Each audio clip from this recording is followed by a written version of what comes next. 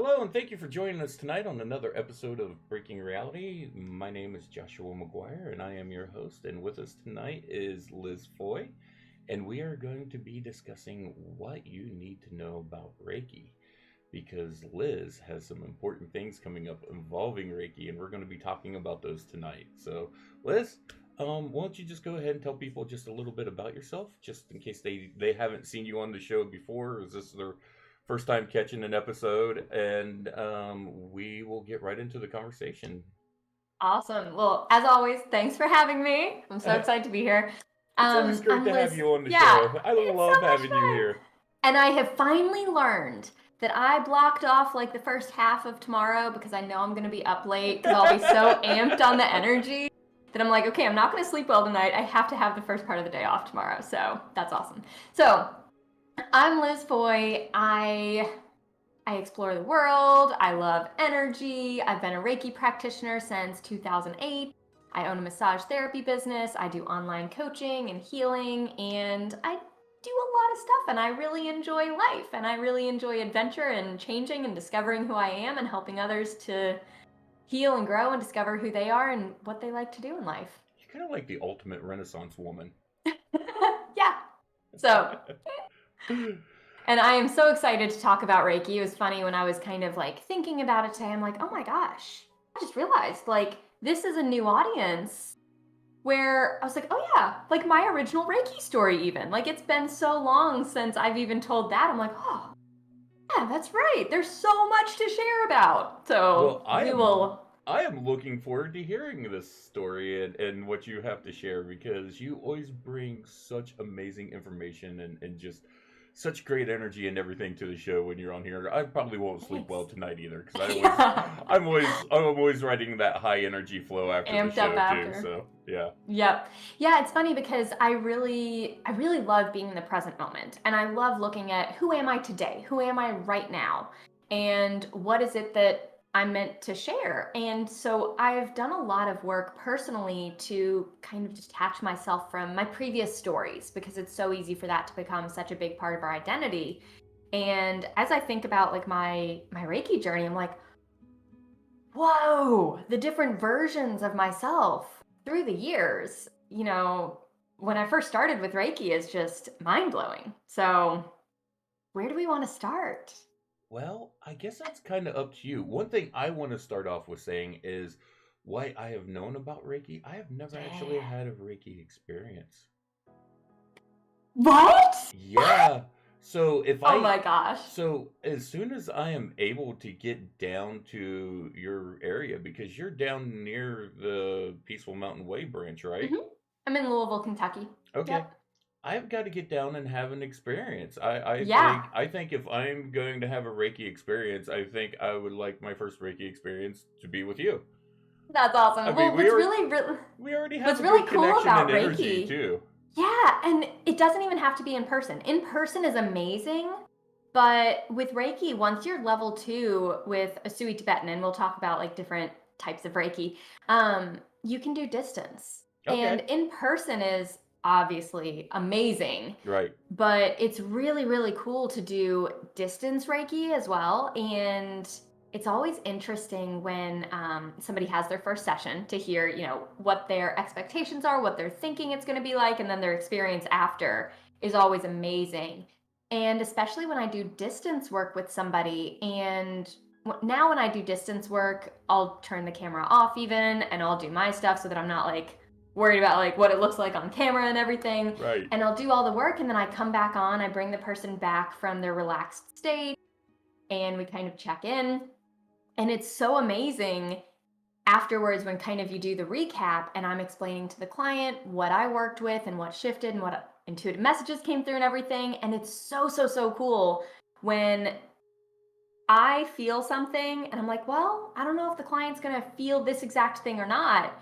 And then we talk about it and they're like, I took a deep breath and I could feel this pressure on my chest. And I'm like, whoa, it still amazes me. After more than 10 years of doing Reiki, it still amazes me what can happen in a session. And Right. that includes via distance. Like, See, It's unreal. I knew distance was a thing that could be done because we've touched on Reiki just a little bit on the show in Uh-huh. the series on energy with Melvin Nix. Hmm. Melvin works with Reiki as well, and he just kind of touched on it a little bit in the third episode of that series. Hmm. But tonight, I think we're going to kind of take a little bit of a deep dive into it and get a deeper understanding of it. And that way, people who, like myself, I mean, I've known about Reiki, I've been around people who have been involved in Reiki. I've just not had that experience myself. So, Hmm. if someone doesn't know and they're kind of curious, I think tonight's going to be the night for them to kind of get that knowledge they need to take that step and take that leap. Yeah, and I want to really encourage everyone that if you have a question, drop it in. If you're listening live and we can answer it, and if you're seeing the replay somewhere, drop it in, or find my info and shoot Yep. me the message. I love answering any of those questions, Put it but down in the hopefully, Put it down in yeah, the comments, and if you're watching the replay, and I'll make sure to get it over to Liz, and we cool. will get you an answer for sure. Yeah, and I also want to touch on. I really encourage everybody to run everything through their own internal processing system. Some of what I say might activate certain parts of you, and the way that I talk about pretty much everything, but that includes Reiki. Run it through your own system, see what activates you, and see why that activates you. Because I will talk a little about kind of how Reiki puts energy work like in a box, and how that's a good thing, and how that can be a struggle because everyone has access to energy. You Right. don't need, Reiki, being a Reiki trainer or a Reiki trained practitioner, like that that doesn't mean necessarily that you're any better than any other energy healer. And sometimes there can be this like hierarchy of, well, I'm Reiki certified. And yes, that does mean something. It means something if you're certified, but I really want to remind everybody that every one of you has access to energy. All of us always have access to energy, and not to feel like what you're feeling if you're flowing energy through you and you're doing healing on yourself or others, that's still energy. Just Right. because you didn't go through a class doesn't mean that you're not still channeling that energy. Right. And I do want to go ahead and let everyone know, if you would like to get into contact with Liz, down below in the description of the show is her website and also her Instagram, so you can connect with Liz through those. Thanks. You're welcome. Yay! Oh, I'm so excited. Um, yeah, so Reiki is I'm just going to go right in and kind of share Go my for story it. with Reiki because I'm excited now because I haven't shared my like beginning Reiki story in a while. Um, so my journey, I became a massage therapist really young. In 2007, I became a massage therapist. And when I went through massage school, Reiki is one of the things that they kind of like give you an intro to see if you're interested in. I thought it was a load of crap. I thought it was the dumbest thing ever. I did not believe in it. And I had like major little man syndrome, and because I'm tiny. And so I was like, I'm doing deep pressure. I'm not doing any of this bullshit energy work. Like I'm digging the elbow in. I'm gonna make people hurt. And like I know that experience because I have a good friend out in California when I lived out there. She's a tiny little lady too, and she was massage therapist. And oh man, when she would be working on knots in my back, it's like I would swear to God she was doing this that like a handstand on her elbow, just diving it into that knot, like all of her weight and pressure. yeah. So I was, and I think that happens with a lot of little massage therapists too. We're like, we're strong, we can do deep work. Um, and so when I was in massage school and we had the Reiki day, I was like, this is bullshit. I don't believe in this. This is dumb. And I didn't resonate with the teacher. And that's one of the big things that we'll talk about is what you need to know about Reiki is you have the right practitioner for you. Right. And you have to, when you decide to go through training and you feel called to go through training, because you have to really wait for that deep calling. It's so important that you have the practitioner and the Reiki master that you align with. And so in massage school, I didn't align with the teacher that was teaching it. So I didn't feel anything when they did Reiki. I thought it was dumb, a load of crap. And it wasn't until I don't know, maybe a year later or so, that I had a healer that I really trust recommend me go to a different Reiki practitioner. And I was like, okay, like I don't think Reiki really works on me, but I'll go and I'll try. Well, it was the right practitioner for me. So the session was absolutely unbelievable. And she was also really gifted intuitively. And sometimes it's kind of hard to separate out different gifts and abilities and different types of energy work that people are doing, because whatever your experience is when you first go and get a Reiki session, you then assume that all the other sessions are going to be just like that, and they're not. They're going to be different if you're with a different practitioner, or even if you're with the same practitioner each time, they're going to be slightly different. So the practitioner that I went to that aligned with me, oh my gosh, it was amazing. And she had intuitions about everything. And it was things that I was like, I literally had told like nobody. Like maybe 2 people ever in my life, and then this lady starts talking about this thing and I'm like, what the fuck? How did like What kind of weird magic are you doing? Like I was blown away. But it was really weird because you hear that Reiki is relaxing. Most of the time it's relaxing. Not always. And that's one of the things that I always make sure that I teach my students and make sure my clients understand, is that it's not always going to be relaxing. Sometimes it is really anxiety provoking. Sometimes it can bring up a lot of really tough emotions, and it can be physically uncomfortable at times too. So it's important to communicate those things to the practitioner so they can adjust if needed. So during this session, all of a sudden, like it feels like, a lot of times the hands feel like they're hot. When you're receiving Reiki, if you're in person, it feels like the person's hands are hot. And if it's via distance, sometimes you'll even feel like the person's hands are touching you when no one's in the room with you. I've had that similar experience doing distance energy work with people, not necessarily Reiki per se, but distance energy work, where it's either me projecting energy or them projecting energy and being able to feel it. Yeah. And that's exactly right, that even though it's not Reiki, it's still energy work, so you can still feel it. It might be fun later in the show if we want to, I can guide people through a quick self-healing, and I can also send distance Reiki so that if anyone wants to receive that, they can. But that's always a great way for people to kind of tune in and recognize that, oh, I have the ability to do this. Like everybody does.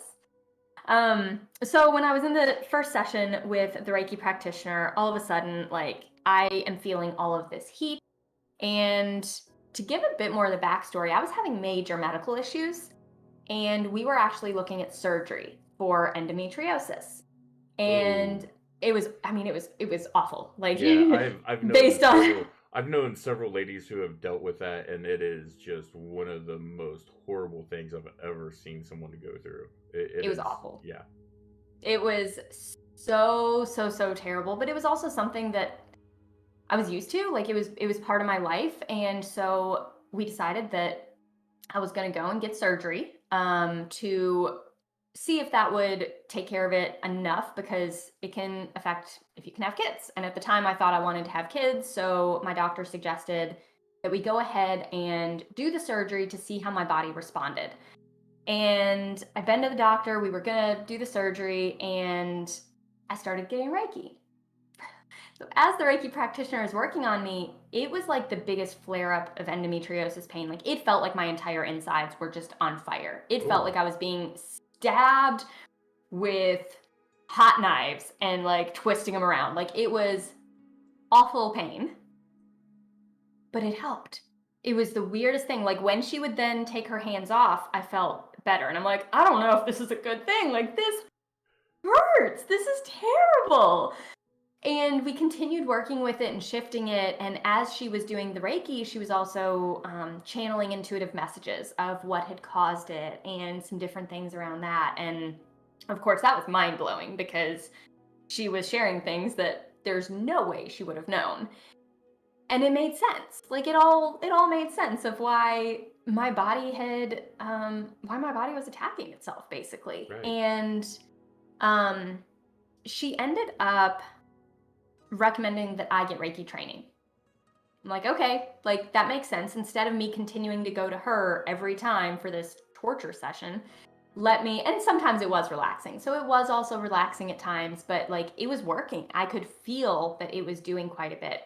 So she Right. recommended I go and get Reiki training. And again, I had some of that resistance of like, this is a load of crap. Even though I can feel this working when she does it, like, I don't know.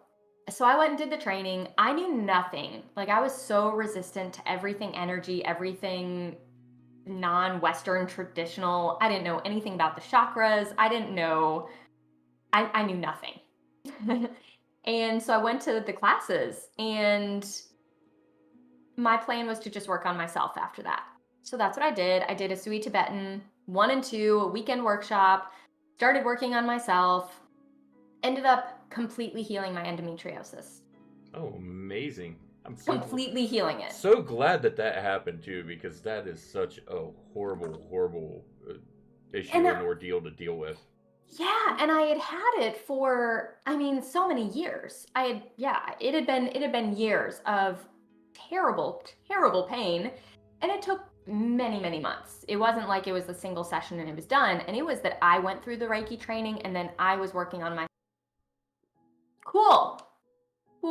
How did that happen? And they're like, we don't know. Hold on just a second, Liz. There Mhm. was I want to make sure we're still broadcasting. There was just a blip in the broadcast software.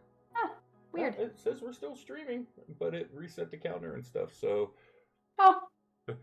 this may break into 2 episodes, people. If it does, I'll try to tie them back in together. There are some storms going through the area, so there might have been a little power surge. Yeah, I was storming here earlier, so I was like, oh, please don't be bad tonight. Yeah, so I started working on myself, and I was just kind of keeping it a secret. At the time, I was already a licensed massage therapist, so I wasn't really sharing much about it. Like Right. I didn't know how to explain it. Therefore, I was like, I'm not going to risk my reputation trying to explain what Reiki is. And so I was a closet Reiki practitioner for a long time. And then I had some clients that it would just naturally start to flow with. So you always ask permission before doing any Reiki, energy healing. That's a big piece of energetic boundaries. It's not ethical to just give Reiki without someone knowing. And that's something that we talked about in the first episode that we ever recorded together. So yeah. Yep. And one of the reasons that I always like to talk so much about energetic boundaries and ethics around it is because I feel like I was taught enough. And I've heard from so many other practitioners that they weren't really taught enough about it. So at the time, like, I wasn't trying to do Reiki on anybody that wasn't asking for it, but it would still just flow. So people would naturally be like, man, I'm so much more relaxed now. And the way that it works is Reiki will flow if the person's higher self is basically receiving it and they're saying, yes, I want this. Sometimes it will just flow. And I trust that if their body and their energy is kind of pulling that Reiki through me, that's an okay thing. You can't always just turn it off. And it was years before I started telling people that I was really a Reiki practitioner. Was it years? It was probably only about a year, actually. But I was still so selective with who I told because I didn't know how to explain it. It was something to me that was kind of magical. And at the time I didn't believe in any of that shit still. So I'm like, I'm going to sound crazy. I'm going to lose my credibility as a massage therapist. I want to be taken professional. I want people to see me as professional. Right. You're trying to build your business and establish yourself as a reputable person. And, and it's funny because, some people, when they hear Reiki, they're like, oh, that's just a bunch of, mind games that you play to make someone feel better, and there's nothing to it and stuff. But when you really start getting down to the hardcore science of it and breaking it down to really science and taking some of the so-called mysticism away from it, is we are energetic beings. All matter is made up of energy. So being able to work with that energy and learning how to channel that energy. And even when, you're looking at working with the chakras and stuff, being able to open up the chakras and open up those flows and making sure everything's flowing through the body, through the meridians right and everything. Hmm. It really, and I have a feeling that I probably have a deeper understanding of Reiki from some of my energetic work that I've studied and stuff. It's just I haven't had official Reiki training. Yeah. And I find that a lot of people that are already energy healers, once they receive the Reiki training, there's just this like coming home feeling of like, yeah, this is what I've been doing. Sometimes you'll feel a bit more of like a direct flow of it, or you'll have information that then makes sense, but you can study it all on your own.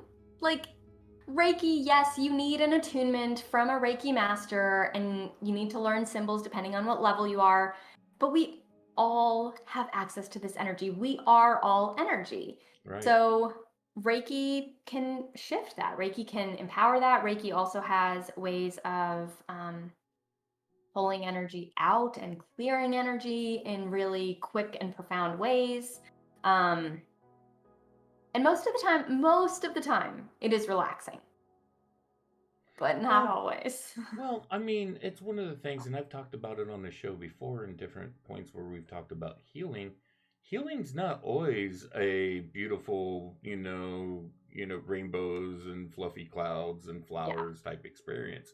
It yeah. can get really gritty and dirty and messy and painful going through the healing process. And when you seriously are looking at healing from something, you've got to accept that. It's like, I mean, it's no no secret that I'm dealing with some medical issues. I've got an abdominal hernia, and I know the surgery for it is going to be something that is going to be a painful experience, and it's not going to necessarily be a pleasant experience to heal that, Hmm.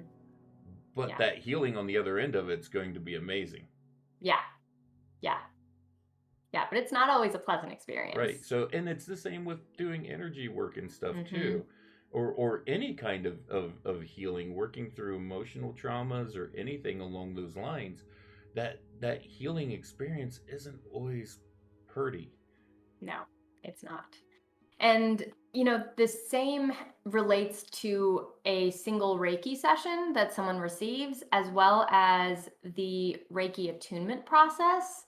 When you become a Reiki practitioner and you are attuned, so you receive training, and then there's an attunement ceremony, which is when you actually receive the ability to channel Reiki. And after that attunement, it can really turn your world upside down because it massively clears things out. It shifts everything in your life. And I didn't realize that going in. I just thought that I was like going in for this weekend workshop and I'm then going to be able to work on myself instead of always going to another practitioner. And my life was kind of turned upside down. It brought back so many of my intuitive gifts that I had forgotten about. Can I? And it, I want to ask a Mhm. question on this before you Yeah. continue on.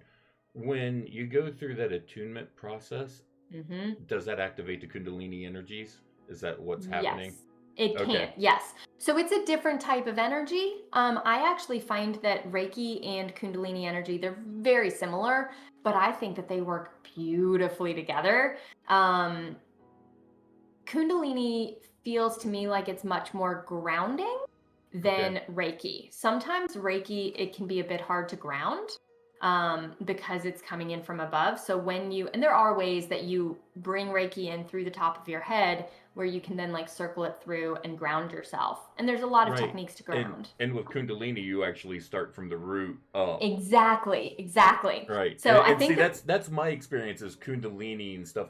But because of what you were saying, I've heard people that's had Kundalini awakenings and they've had the same experience where their world just flips upside down. I've heard of people going into extreme anxiety and yep, depression and having to work through it because it yeah, just shifts everything so drastically.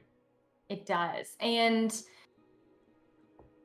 it's the same with any awakening. Any kind of awakening process that you go through, it's going to shift everything and it's going to create a ripple effect for absolutely everything in your life. And if there's something that's out of alignment and is no longer in It's no longer a vibrational match for what your energy now is after the attunement process, which gets you like very similar to a Kundalini awakening.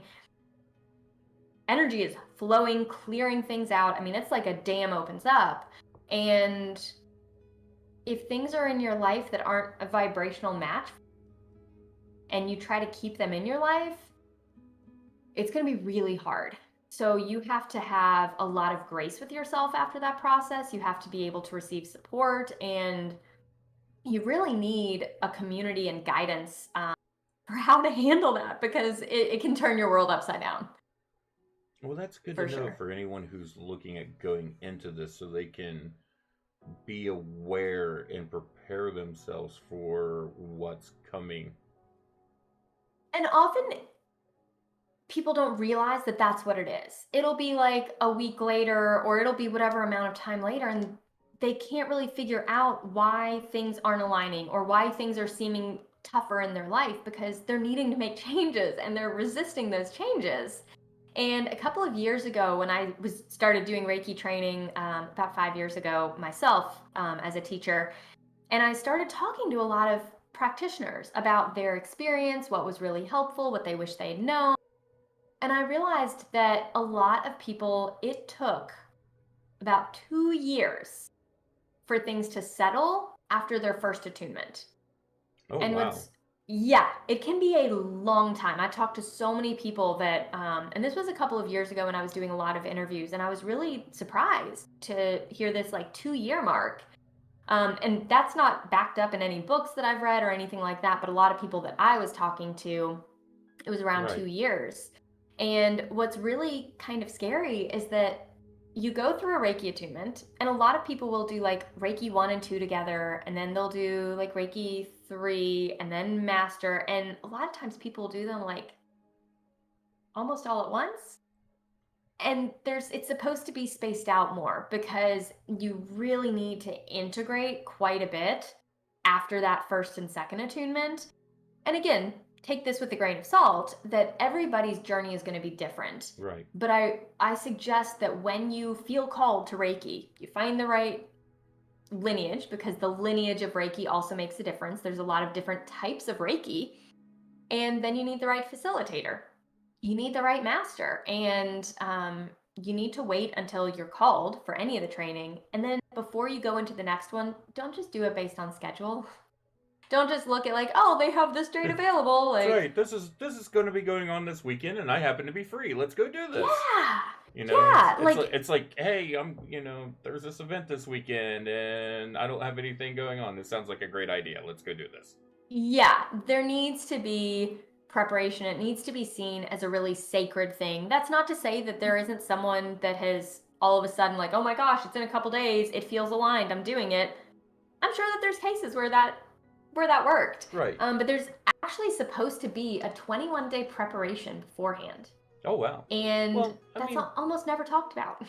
I mean, that's just like, some of the different ceremonies that both you and I Mhm. have partaken Yeah. in at different times with places. You just don't jump into this ceremony. You prepare yourself, you prepare your body, you prepare your Mhm. mind and your energy to be able to go into it. That way, that when you step into this, you're already kind of in that mindset and that energetic space Yeah. to be able to handle it better. Yeah. Yeah. And having some of those lifestyle dietary changes can make a big difference. Otherwise, if you're detoxing anything, whether it's, alcohol or processed foods or an emotion, there's also a lot having to do with, with the emotions. And if you aren't already working with that, and then you go through the Reiki attunement and you haven't already been doing some of the work yourself, like, it's gonna knock you on your ass. It's going to And purge it. It's going to purge it out one way or it another. is going to purge it one way or the other. And if it doesn't, then people can shut down. I've also heard from a lot of people, and they're like, I didn't feel much. And when I talk to them more, I find out that they really shut it down, that they didn't fully receive it, that they weren't trusting it, they weren't trusting themselves or the process. And yes, they were still technically Reiki attuned and Reiki can flow through them and they are a Reiki practitioner. But if they had resistance to it and they weren't practicing, it's not going to flow the same way. That makes sense. I mean, it's just, it's like, you know, working with like the plant medicines and stuff too. Mm-hmm. If you're not ready to go in to those by like say, you know, like doing your diet and getting Mm-hmm. your dietary changes and stuff going into that, you're gonna have a brutal purge during that experience. Yeah. And you still may have a purge even with getting those things in alignment, but Yeah. it's going to be more brutal if you don't. Yeah, absolutely.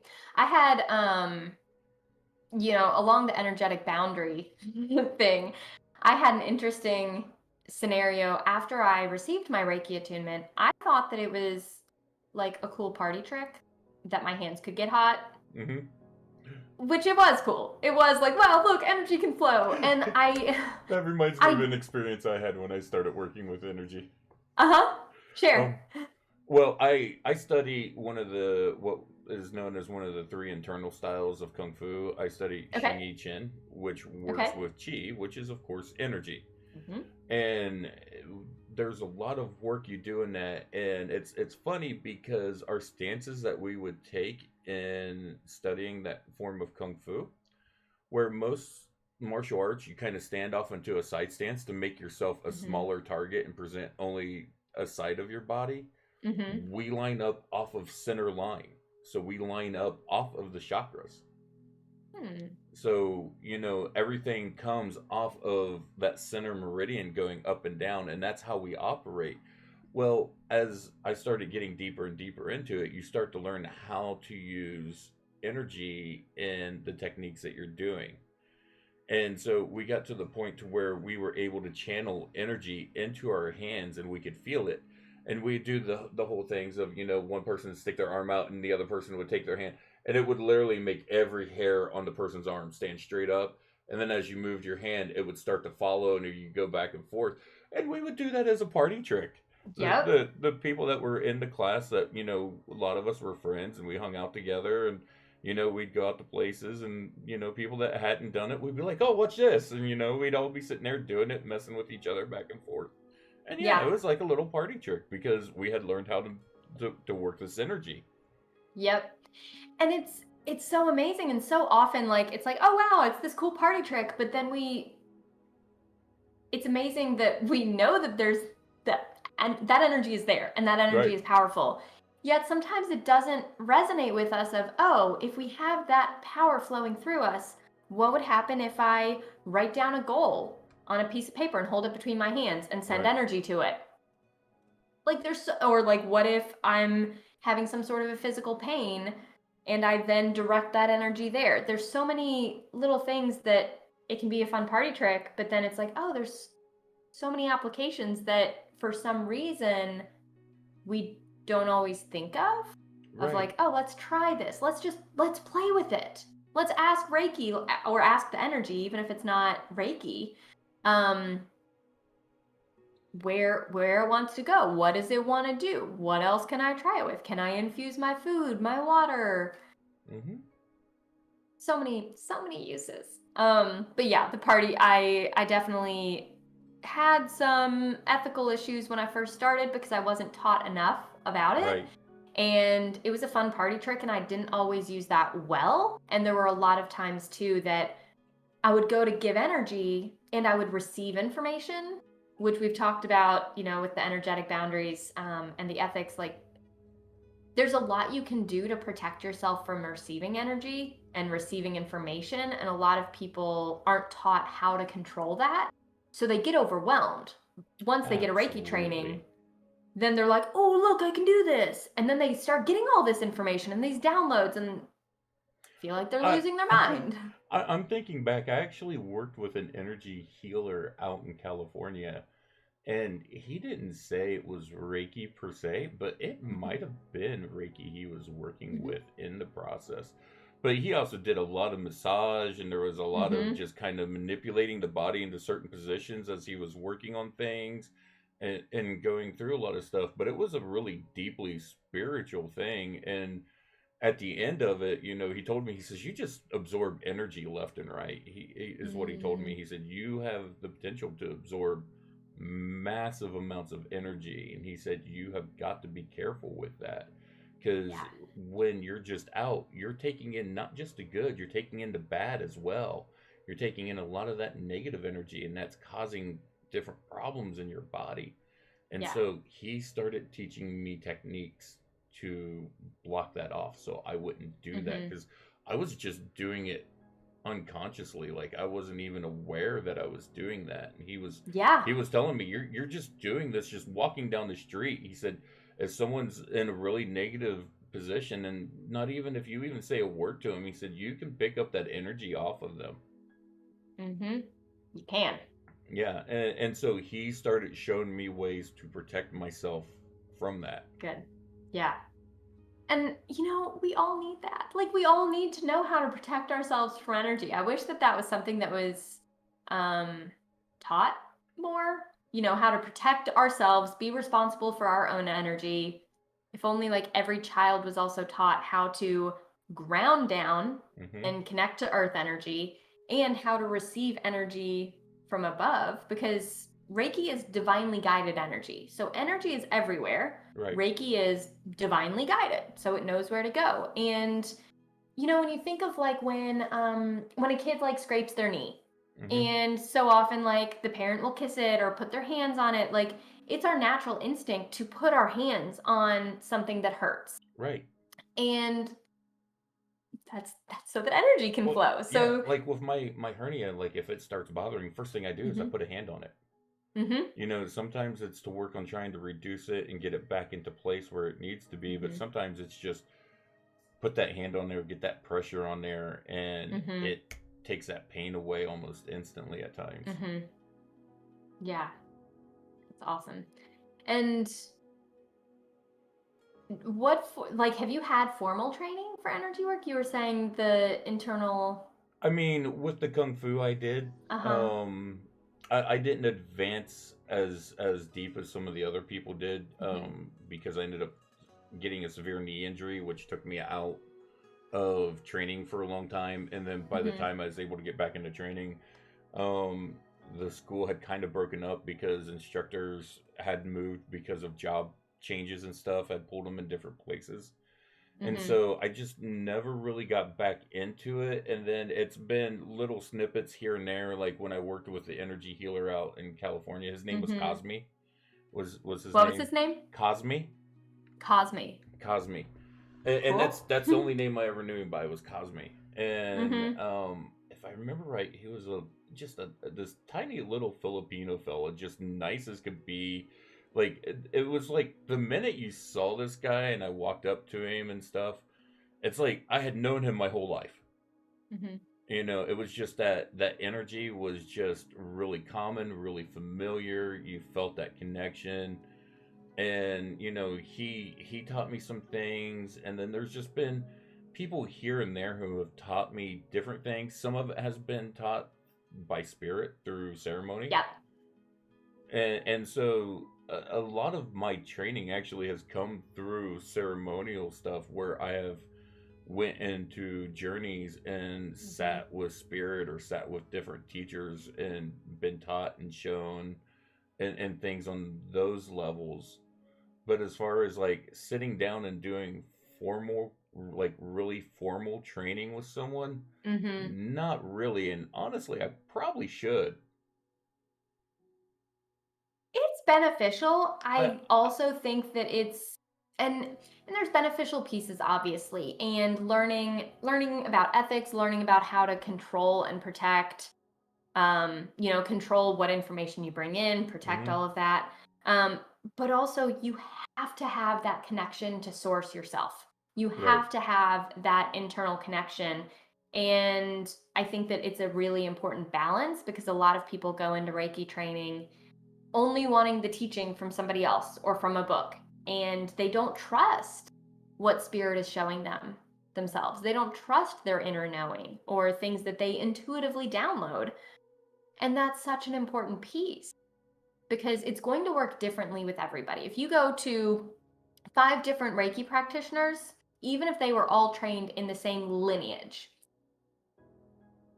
it's going to feel different with each and every one of them. Right. Because everybody is going to channel it just a little bit differently. And I've been talking to a lot of people lately too about at what point do we stop calling it Reiki and just call it energy work?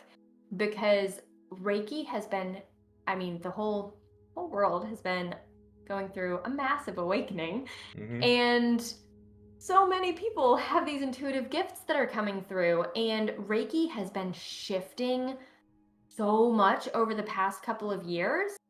And so many Reiki practitioners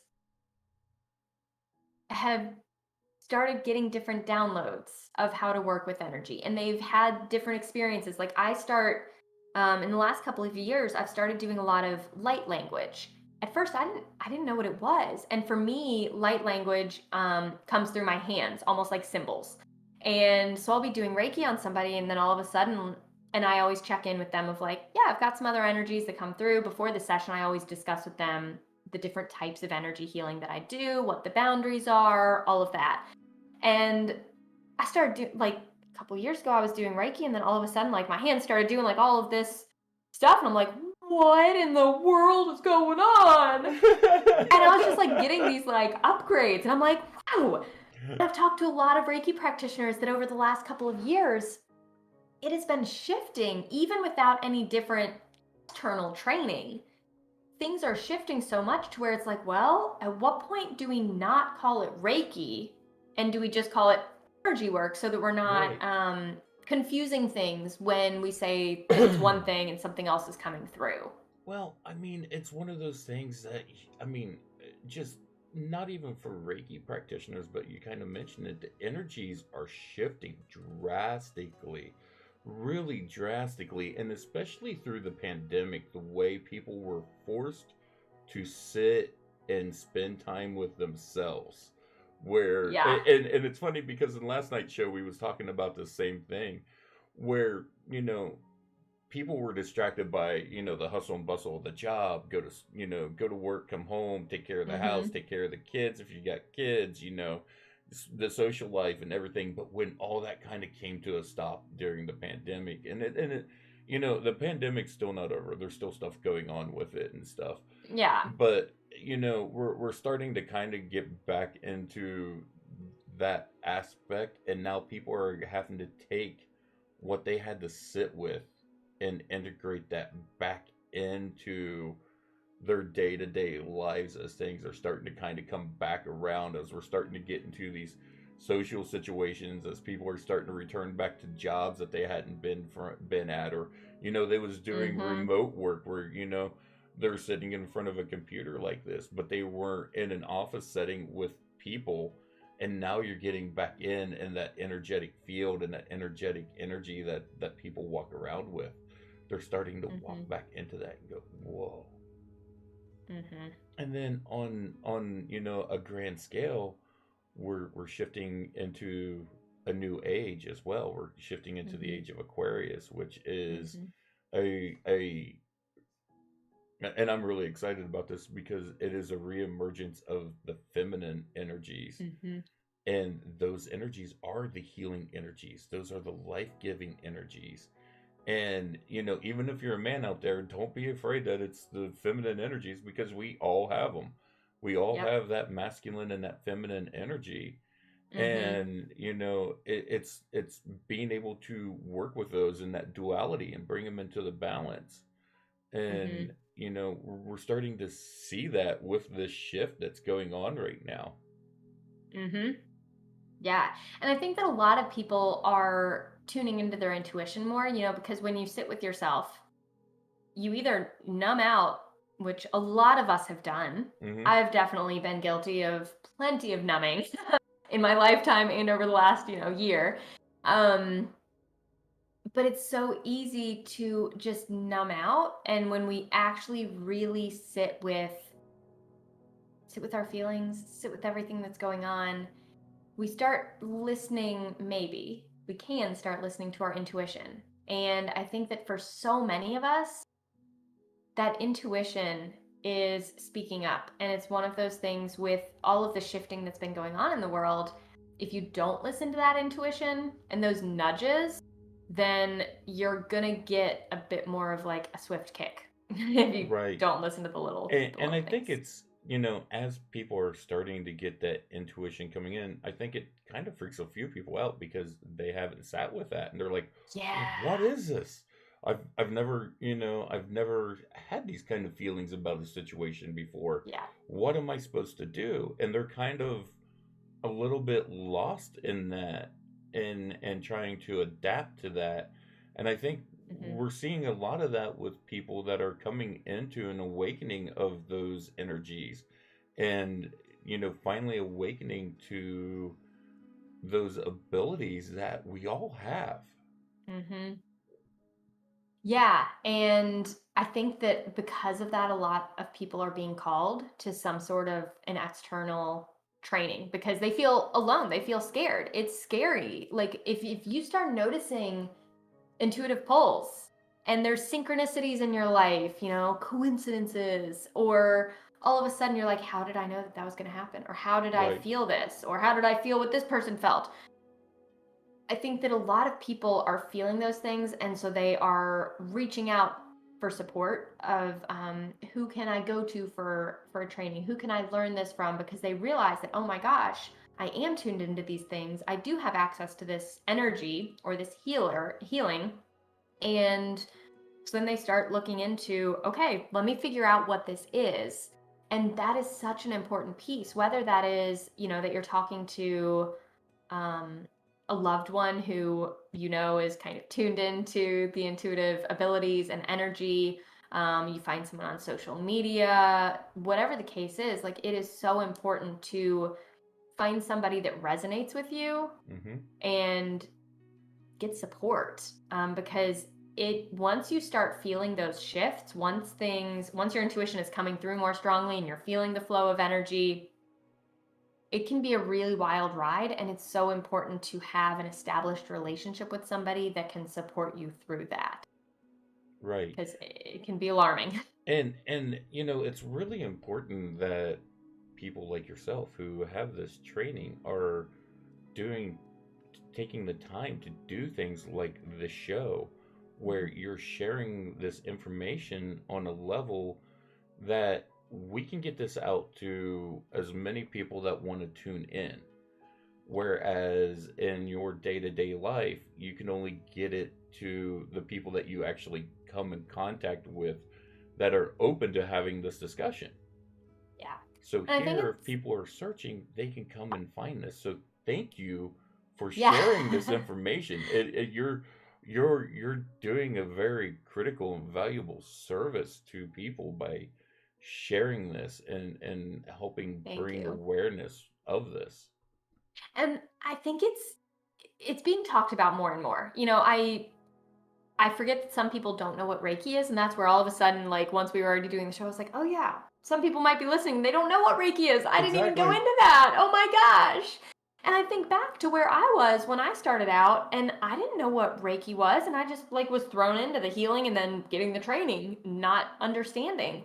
And I think that the more that people are hearing little bits here and there, and they pick up what resonates, and then they start searching things and connecting with people about it and talking about it more, um, it just starts tuning them into it. And I think that Reiki has a way of finding those entry points to the people that are being called to it, so that they start hearing about it a little bit more over here and a little bit more. And yeah, so it is important. And I actually, so I'm launching my Reiki mentorship in the next month, but let's see, what day is it? In less than 2 weeks. I'm leading a free workshop, which will be talking about a lot of the information I'll be covering that workshop on today's podcast. But I'm doing a workshop on 8 things you need to know about Reiki. And And what day is that, if you don't that is mind sharing? it's on Tuesday the 7th. Okay. Tuesday, September 7th at 7 p.m. I'll send you the info for dropping the link in for if people want to sign up. It's a Excellent. free workshop. So it's free, it's not paid. And it's interesting, over the last couple of years, I've gone through some shifts of like, oh my gosh, I feel like I'm going to ruffle some feathers when I talk about these things because Reiki is constantly changing. It's meant to. It's meant to change and adapt with the world. What time are you doing that? 7 p.m. September 7th at 7 p.m. Show scheduled that night. Oh. There will be a replay. So Okay. if you can't attend live, if people can attend the live, like I always recommend whenever possible to attend live. Right.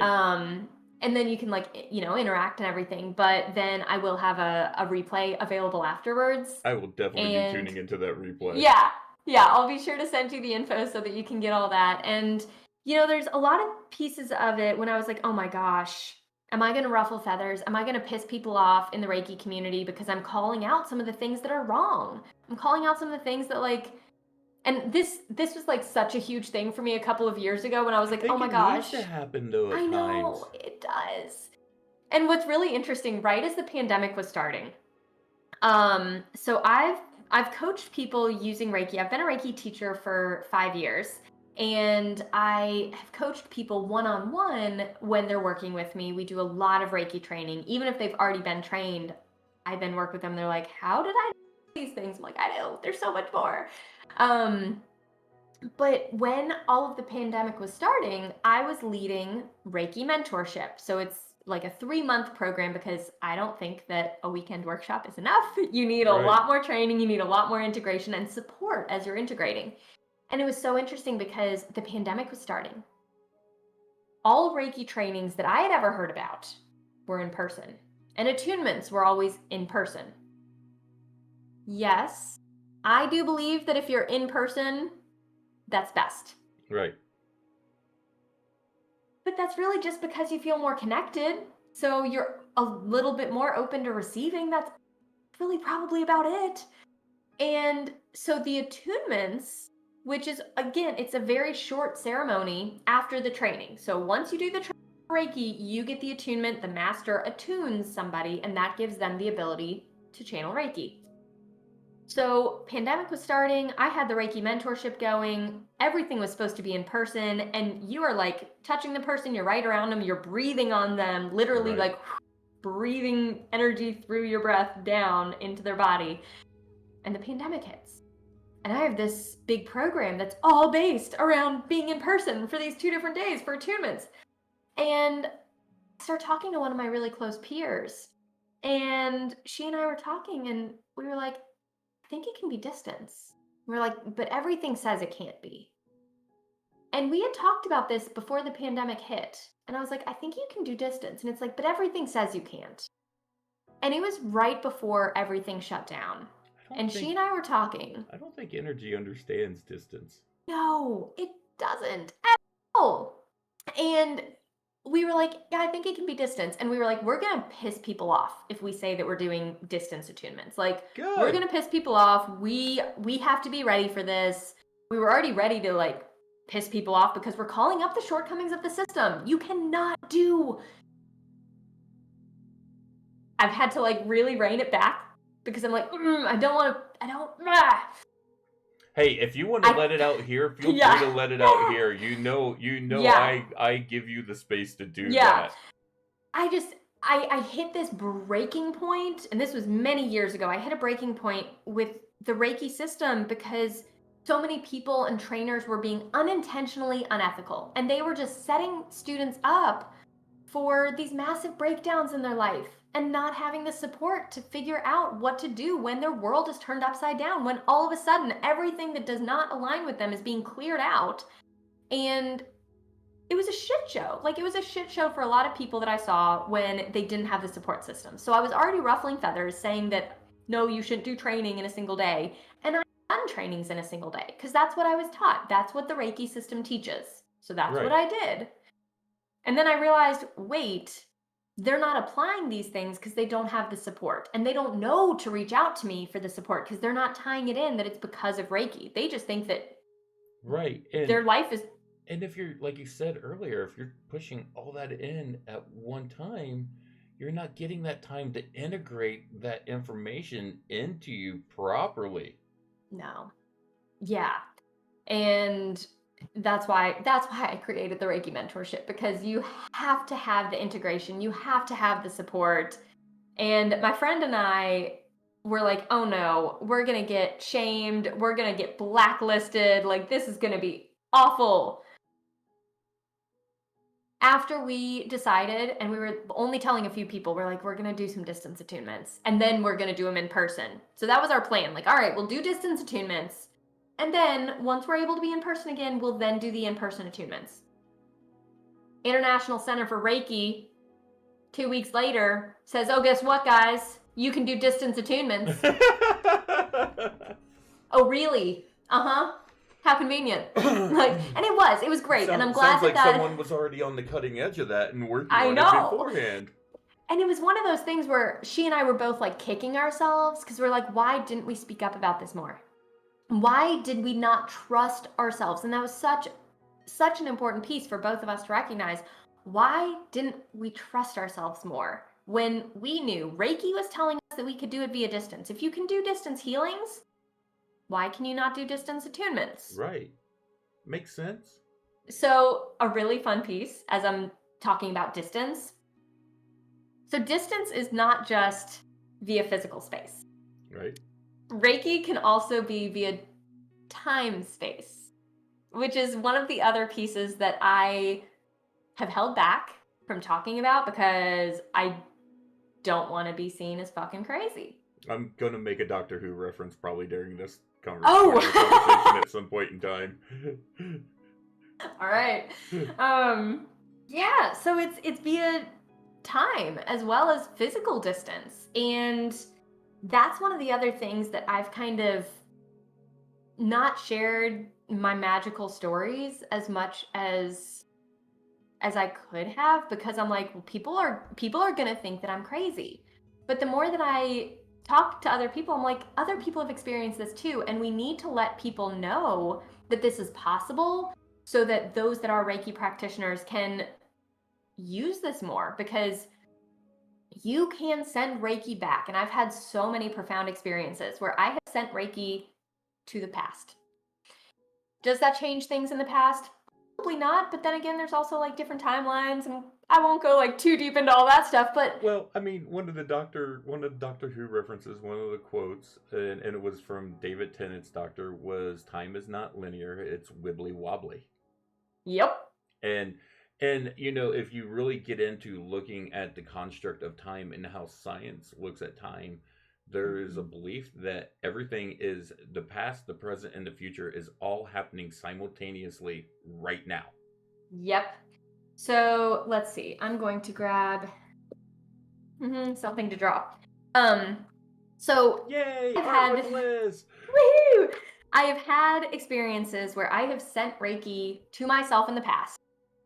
And then I come out of basically the meditation, and it literally, I can feel things still like shifting and resonating, where it's like these ripples, and everything feels different. Everything feels different. And the same can work with sending things to the future. You can send yourself Reiki in the future, and I just have like a constant Reiki bank, basically, to where I'll send Reiki to a future time, like an unspecified future time, to where then if I'm having a rough time, I'm like, okay, withdrawal, I'm gonna use some of that Reiki right now, like receive it. And I've had it where like, then I'm like, okay, receive, and then I'm like, oh, okay. And like, oh. I had one experience that I should not have done this, but I wanted to test it. I was just like, let's see what happens here. And for 30 days, I spent an hour a day for 30 days doing a Reiki session for myself, for future Liz, at the same time. To where then I sat down to receive 30 hours of Reiki all at once. To just kind of like... see what the download was like. For shits and giggles, it was a Kundalini awakening. It was a complete Kundalini awakening, to where once I said I'm ready to receive, like it all came to where I was even like, I'm like, it was unreal. Like, and I learned that was maybe I shouldn't play with it that much. Like, it was a lot, but it was amazing. Honestly, I think you kind of got to experiment and learn, so you know what you can and can't do, what is good and what is bad, you know. Yeah. So art with Liz, and Liz is not an artist. So I really love Joe Dispenza's work. Oh yeah, me Um, too. I think and Joe is amazing. yeah, his work has been going like right along with Reiki. And when he talks about the quantum field, I'm like, he's talking about Reiki shit. Like this is Reiki. And one of the things that I was just watching him talk about the other day that was like, it put a visual to something that it clicked it for me. It's like timeline. Mm-hmm. Timeline goes like that. And like, let's see. Like, there's the present moment, past and future. Right. Bloop. That's the time. This is all in the infinite now. And it like, for whatever reason, like just seeing that visual clicked it for me of like, this is the infinite present moment. Anything that I do right now can affect the past, can affect the future. Why would I not think that sending energy to the past and to the future can change it? Right. And can support me. And I've had so many experiences where I have sent Reiki to past little Liz, and I can feel the shift. I can completely 100% feel that shift. Well, that to me just sounds like you're doing that inner child healing work. Yeah. Which actually I'm going to be having someone come on fairly soon. We're going to be doing we're actually going to record the episode so that when I'm going through my recovery from the surgery, that's going to be one of the episodes I'm going to put up. So Cool. yeah. That's going to be a future episode coming up, and I think we're going to try to record it either this weekend or next week. Awesome. So once I record it, I might actually just send it over to you and let you get a sneak preview of it ahead of everyone else. I love that. Yeah. Inner child work is so powerful. And yeah, Reiki definitely, you know, when you send things to your past, when you send energy, healing energy to your past, yeah, that can be a form of inner child work. So I realized when I started doing Reiki trainings and had to kind of call myself on being unintentionally unethical, I realized how many people have kind of been hurt by the system. Mm-hmm. Because the system is set up with a single weekend workshop, and then you're left on your own, which is where I feel like my heart just like absolutely aches when I think of especially the people that I let down when I was doing what I was taught. Can I stop you there for just a second? Yeah. Forgive yourself for that because you did not know better at the time. Yes, thank you. And I've talked to a lot of the people, and they're like, yeah, I mean, like it's all good. But like I think that like that aching heart for me is also because I see how many people are continuing to do single day classes and they're not receiving the support they need. And I remember how unsettling that was. And I remember how lonely that journey was when I didn't know what was going on. And it's hard. You don't realize what is happening. So that's why I created the Reiki mentorship. So that when somebody goes through the training, not only do they receive the information in a more spaced out time, it's not all in one weekend workshop where it's overwhelming information and overwhelming energy. Right. They receive pre-recorded videos, and then there's true mentorship. So we're meeting on video calls and in person. We're doing in-person training, in-person practice. And it's not just the Reiki training, it's the support of everything that Reiki brings up for you, because it is going to bring up your shadows. It is going to shift everything in your life, and it's going to clear things out, sometimes in a really, really harsh way. You need to be prepared for that. Like anyone watching, right. If you're signed up for Reiki, be prepared. Like look into what you need to do to prepare for it beforehand, and what can you do to be prepared afterwards for what that very Sounds like long integration is going to be like. sounds like a couple of my first ayahuasca ceremonies that I ever participated in. You Mm-hmm. know, there was some really beautiful moments with it, but then there was some really harsh and powerful moments with it where Mm-hmm. it's just like, all right, here you go. I'm knocking you on your ass. Yeah. And it can be, when we come back to ourselves, whatever that awakening looks like, whether it's through a plant medicine like ayahuasca or a Kundalini awakening, or we do a lot of like deep therapy work with a Western trained psychologist. Mm-hmm. Whatever that looks like for our awakening, um, there can be a lot of grief involved as we're coming back to ourselves, as we realize how much we've abandoned ourselves, how much we haven't trusted ourselves. Um, when things are shifting within our life, like it can bring up a lot of grief. Mm-hmm. And yes, it can bring profound joy and excitement and passion for life. And it can also bring up some really tough shit. And I think honestly, I think any awakening brings a combination of both. Yeah. And I think what you're talking about with the mentorship program is really Mm-hmm. important because it gives people time to sit with that and to honor that and to Yeah. respect that, which, you know, so many times people talk about having these emotions and they talk about, you know, feeling grief or feeling anger or feeling frustration, and they just try to bottle it up and they don't sit with Mm-hmm. it, they don't honor it, they don't give it the time that it needs. Like I was talking to someone the other night and they was talking about how they have just these bouts of anger and they lash out and then they just try to repress it. And actually the term that they used was that they was trying to divorce themselves from their anger. And I told him, I said, you Oh. can't divorce yourself from anger. I said, that's an emotion that as a human being we're going to experience in this human Mm-hmm. form. I don't care who you are, at some point in time in your life, you're going to experience anger.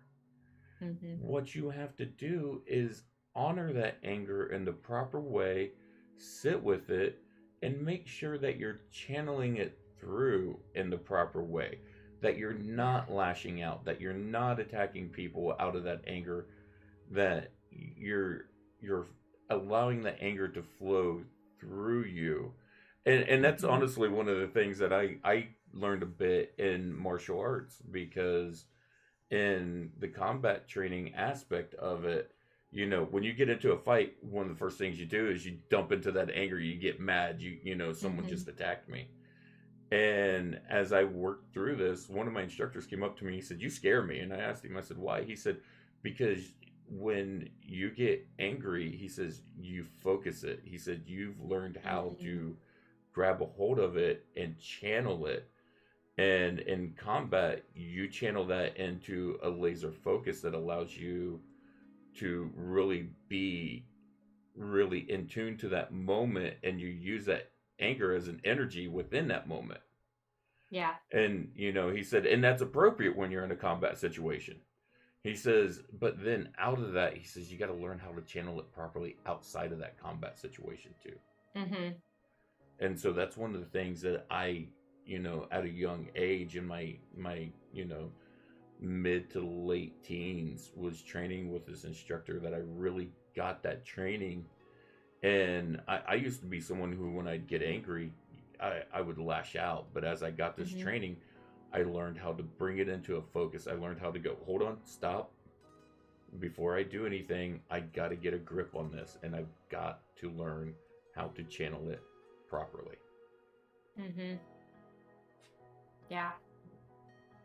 How old were you when you started martial arts training? I was 10 when I started martial arts. I Okay. was around 16 when I started with the internal style of Kung Fu, when I Okay. started with Xing Yi Chen. Cool. I think it'll be really neat, and I'm seeing more and more kids that are getting trained in Reiki, and I think that that is going to be amazing when that's even more of a commonplace practice for for kids to learn Reiki. Yeah. Um, What I I think that like would be seeing cool. is I've seen that a lot of schools are starting to work with meditation as a calming. Mhm. And Yeah. you see people that are mainstream that don't understand meditation, or they're from a religious background where they're taught that meditation is wrong. Yeah. And even a lot of those, like my mother would, she didn't understand meditation until I sat down and told her, said, "Mom, meditation and prayer are not too different from each other. When you Hmm. calm yourself in those moments of prayer, when you focus, when you're sitting in that silent space," I said, "that's meditation." Yeah. I had a lot of resistance with Reiki when I was kind of comparing it to the religious aspect of laying on of hands. And How is it different? exactly, it's not. And I there's a grew lot I of, grew up in a full gospel non-denominational church where that was common practice. yeah, and it's interesting how many things now um I now look at of like, oh wow, that aligns with religion. Ooh, how do I feel about that? And then of course I work through all of those feelings. Like yesterday I actually did a live video on Instagram because I sat down, I made some beautiful food and I sat down and I was infusing it with Reiki and I was blessing it. And I was like, this is praying over my food. And like I had all of these thoughts come up, and it was really funny because like I was like, all right, let me hop on a live video real quick, and I hopped on IGTV or Instagram Live, and then it turned into an IGTV, and I was talking about like the intention of it, and with anything like you need to be fully present, but there's so many things with Reiki that then I'm like judged, like right out the gate, I was like, oh yeah, pray for your food. That's a load of crap. Because when I had prayed for my food as a kid, raised in a religious household, I wasn't really putting the intention into it. Right. It was just going through the motions. And the Right. same can happen for Reiki. Like when I talk to people about Reiki routines, habits, and rituals, I really like differentiating those of what's a habit, what's a routine, and what's a ritual. Because it's so easy when you become a Reiki practitioner to then be like, oh, this is how I start Reiki flowing. Here's the prayer that I say. Here's what I do every time before going into a client. And some people go through it like with almost no intention. They say the prayer to where you can't even hear it. And it just, to me, when I do that, it doesn't feel like it really does what it needs to. And so it's so important for me to help my students figure out what ritual feels like it is a coming back to yourself, and it is really inviting Reiki to flow. You don't want to just like, okay, blah, blah, blah, here's let me do the symbols, let me say all the things. Like you need to really let it, like you need to feel it. And the Right. same thing with, like prayer or infusing food with Reiki, and they're, man, it's interesting too, when I do Reiki training with people, how much healing work we have to do around past programming from religion. Oh, I can only imagine Whew. you know, because of the household I grew up in, and I don't take this wrong. I grew up in an amazing household with some loving parents, but the the religious indoctrination that happened at such an early age, and the things that I was told, and the things that I was said, and the things that I was taught. We always prayed before a meal, and to me, it was just like, okay, put Hmm. your hands together, bow your head, just get this over with so we can eat. Hmm. What's this really? Thank you for the food, and I pray over food now, but I pray with a Hmm. different intent. I Yeah. pray with a thank you for this that I'm getting. Thank you for the abundance that is given to me, and it comes from a space of gratitude where I should have been looking at it that way back when I was a kid growing up, Hmm. but it was just kind of this ceremonial thing that we done, and the intention behind it was, oh yeah, it's giving thanksgiving for this food, but It was just something that was there, Yeah. and the real intention and that real energy, that energetic intention that is put behind it. And like I talk about prayer. I'm big on prayer Mhm. because to me prayer is an energetic intention that you put out there, and that Mhm. energy, once you put that intention out there, the energy goes to work on the behalf of whatever you put it out there, whether it's a Yeah. positive energy you put out there or a negative energy. It's going to go out there and it's going to have an effect one way or another. You may Yeah. not see it immediately, but those ripples are going to come back one way or another. Mhm. Yeah. Yeah.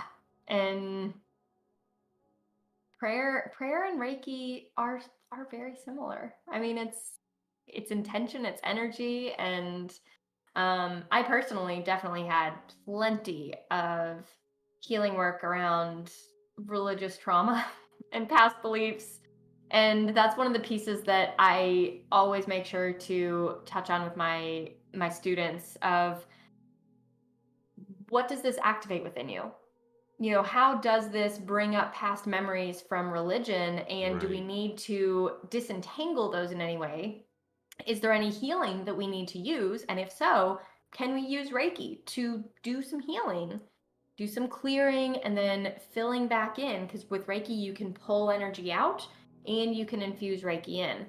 Um, and so often we need to do quite a bit of healing work. Otherwise, resistance. And again, anytime that there's resistance, shit's gonna hit the fan in your life if you're resisting it. And if there's some sort of a blockage and resistance within your energy system and Reiki is trying to flow through you, it's gonna make its way through one way or another. And it's Right. not always pretty.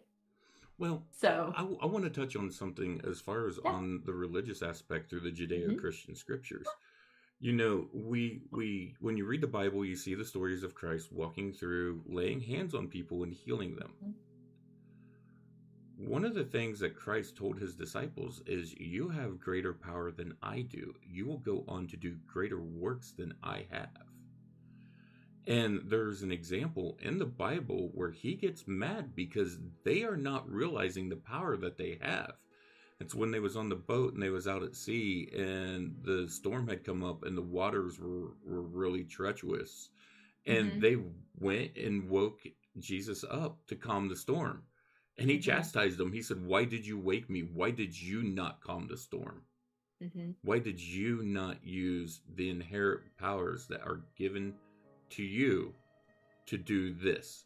You have this ability, accept it." Hmm. And you know, it's one of those things when I start looking at the way that you're talking about Reiki and the way people look at energy work, how is it really much different than what Jesus was doing in the Bible? Yet you see a lot of resistance from uh, those certain religious beliefs. If I would walk into just about any church in the town that I live in, and there's, trust me, there's, I live in Southwest Ohio, Bible Belt area. I think there's like 5 or 6 churches in a town of just over 1,000 people. Hmm. If I'd walk into any of these churches, step up behind the pulpit, and start talking about energy work and Reiki, I'm pretty sure they would probably run me out of the church. Yeah. Well, it's interesting because some churches used to teach Reiki. Really? Yep.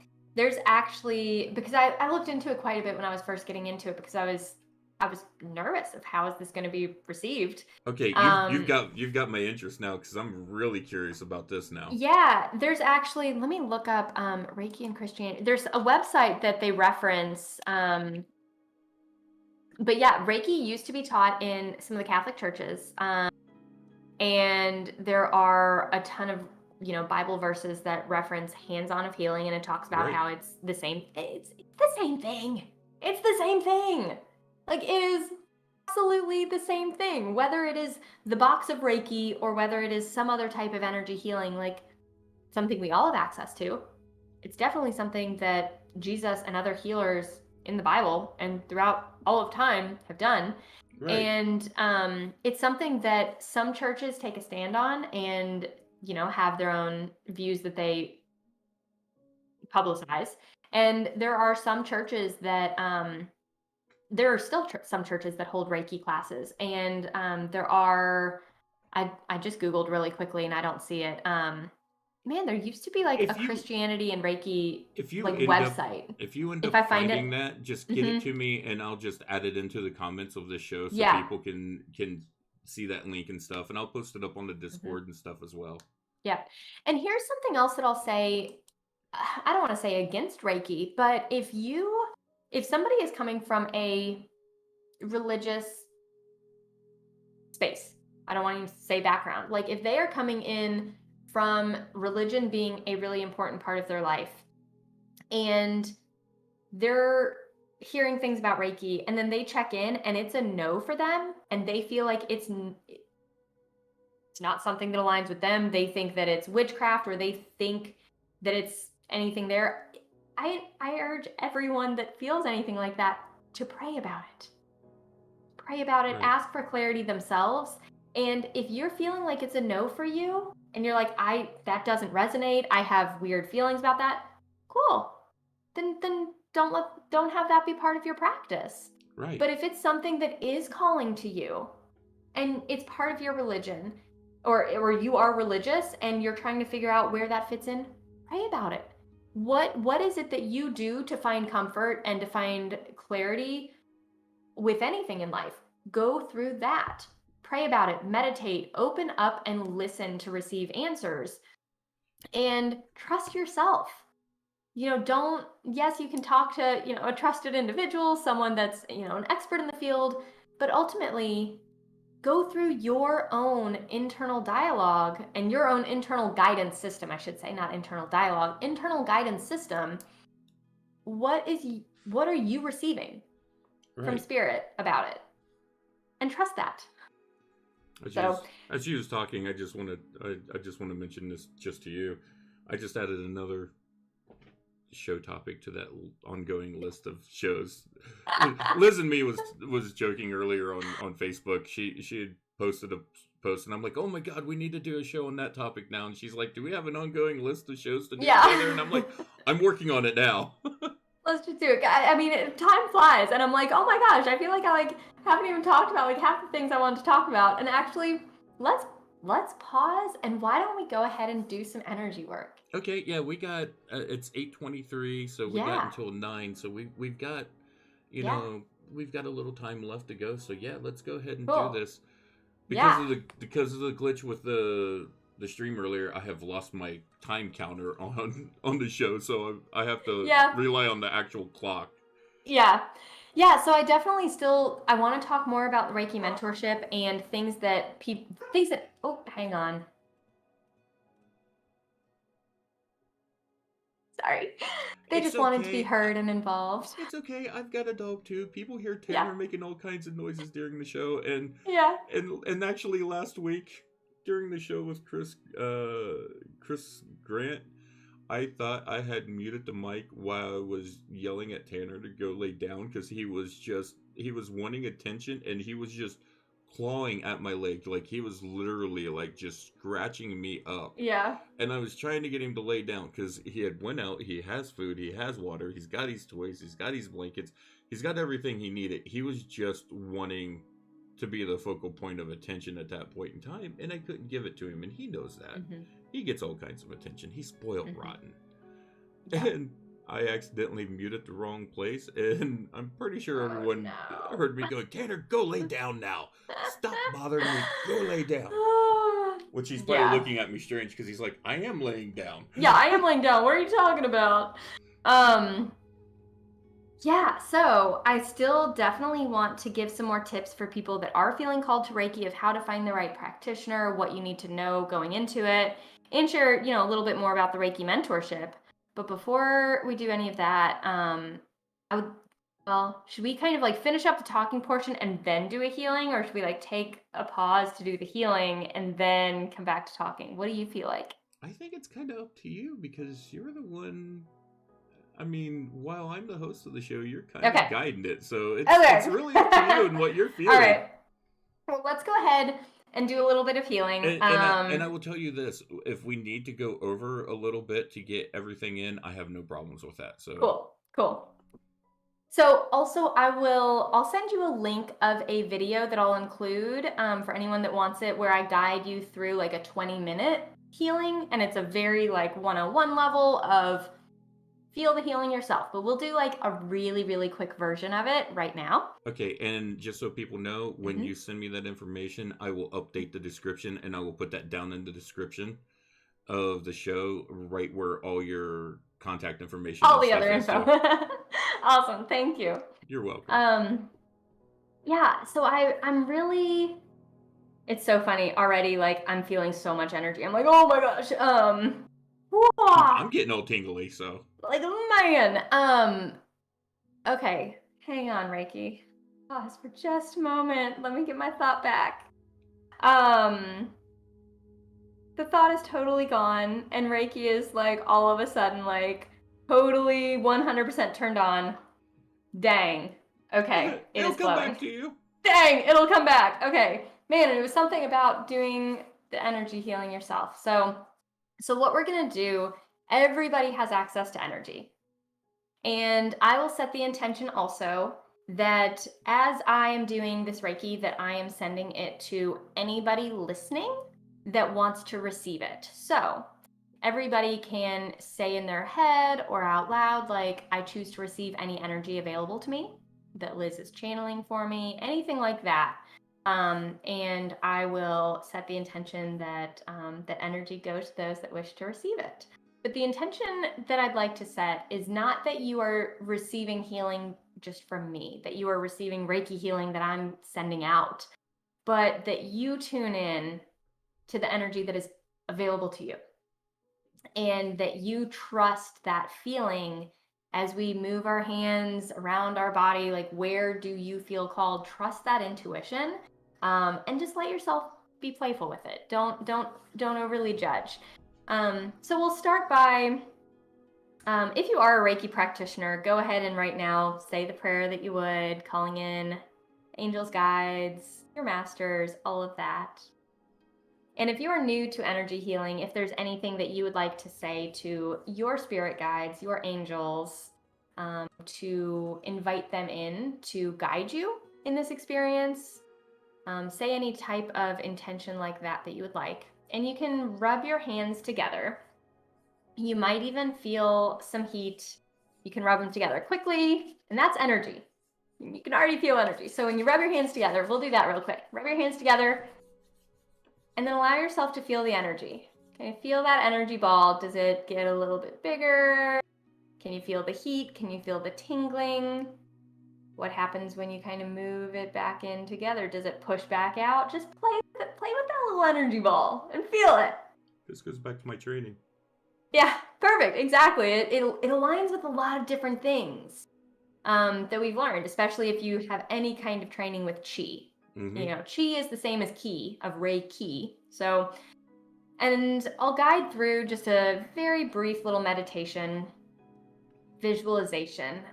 You can still keep your hands together or kind of have that ball of energy. You can lay your hands face up or face down in your lap, or you can rest them somewhere on your body.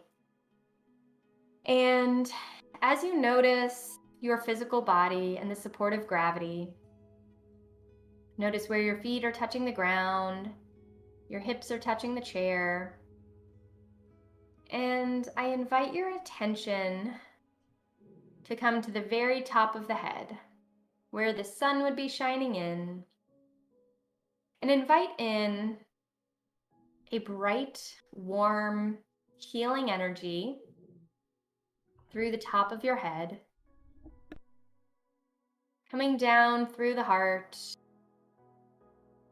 continuing to flow through the top of the head, through the crown chakra, down into the heart, and then out both of your hands, down both arms, out to the hands. And now once again, if your hands are not together, bring your hands together. And notice if you feel any heat, any tingling. Continuing to invite a bright healing energy from the top of the head through the very full heart space and out the hands. And now trusting your intuition, where do your hands feel guided? If your hands are guided to any certain spot in your body immediately, trust that and go there. If not, let's do a brief body scan, starting at the top of the head, scanning down through our body. A couple inches away from your body is a great place to start. And notice if your hands are guided to just stop at any spot. Maybe both hands go to one side. Maybe one hand goes on top of the other or above and below. Let your hands continue to just scan down your physical body through your energy and trust wherever they end up landing. Maybe one lands somewhere, the other keeps scanning. And you can continue moving your hands, or you can let them rest somewhere on your physical body or a few inches outside of your body on the energy field. And bring your attention again to that warm, bright, healing energy coming from the top of the head, through the heart, and out the hands. And as that healing energy comes out of the hands, allow yourself to receive that healing energy wherever your hands are resting.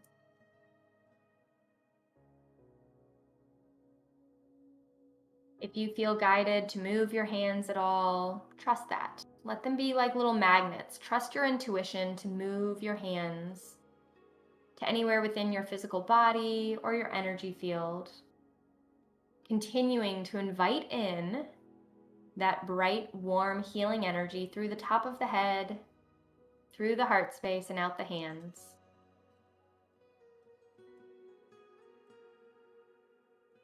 And if you are not feeling anything, if you're not feeling guided to any certain spot, if you're not feeling any warmth, if you're guessing whether it's working or not, give yourself permission to not judge and just play. Just let your hands go anywhere. If you're not feeling called to anywhere, just try your shoulder, try your heart space, anywhere that feels like maybe you want to give some extra attention to. Are there any little aches or pains that you want to send energy to? It's important to stay in the energy of your intuition, of trusting, of believing. It's easy sometimes to get caught in the internal dialogue. Am I doing this right? Is there something else? Continue to focus on your breath and calling that energy in from the top of your head, through the heart, and out the hands, into anywhere in your body that you feel guided. And now place your hands face down on your legs. And notice your feet touching the ground. And we are going to ground for a moment. Know that you have access to this energy at all times. Whether you are formally trained in Reiki or any kind of energy healing, you always have access to this. And feel the support of gravity. Feel where your feet are touching the ground. Feel where your hands are placed on your body. And you can give that energy permission to continue flowing until it naturally cuts off. Or you can close this practice, thanking yourself for being vulnerable and trying something new, thanking the energy for flowing. And again, if you want to leave the energy flowing until it naturally cuts off, you can set that intention. And just ask the energy to continue flowing down through the top of your head and through your entire body until it is complete. And if you're feeling a little loopy, place a bit of extra attention on your feet and the constant support of gravity. And now one last breath, thanking yourself for fully showing up, even if it felt vulnerable or uncomfortable.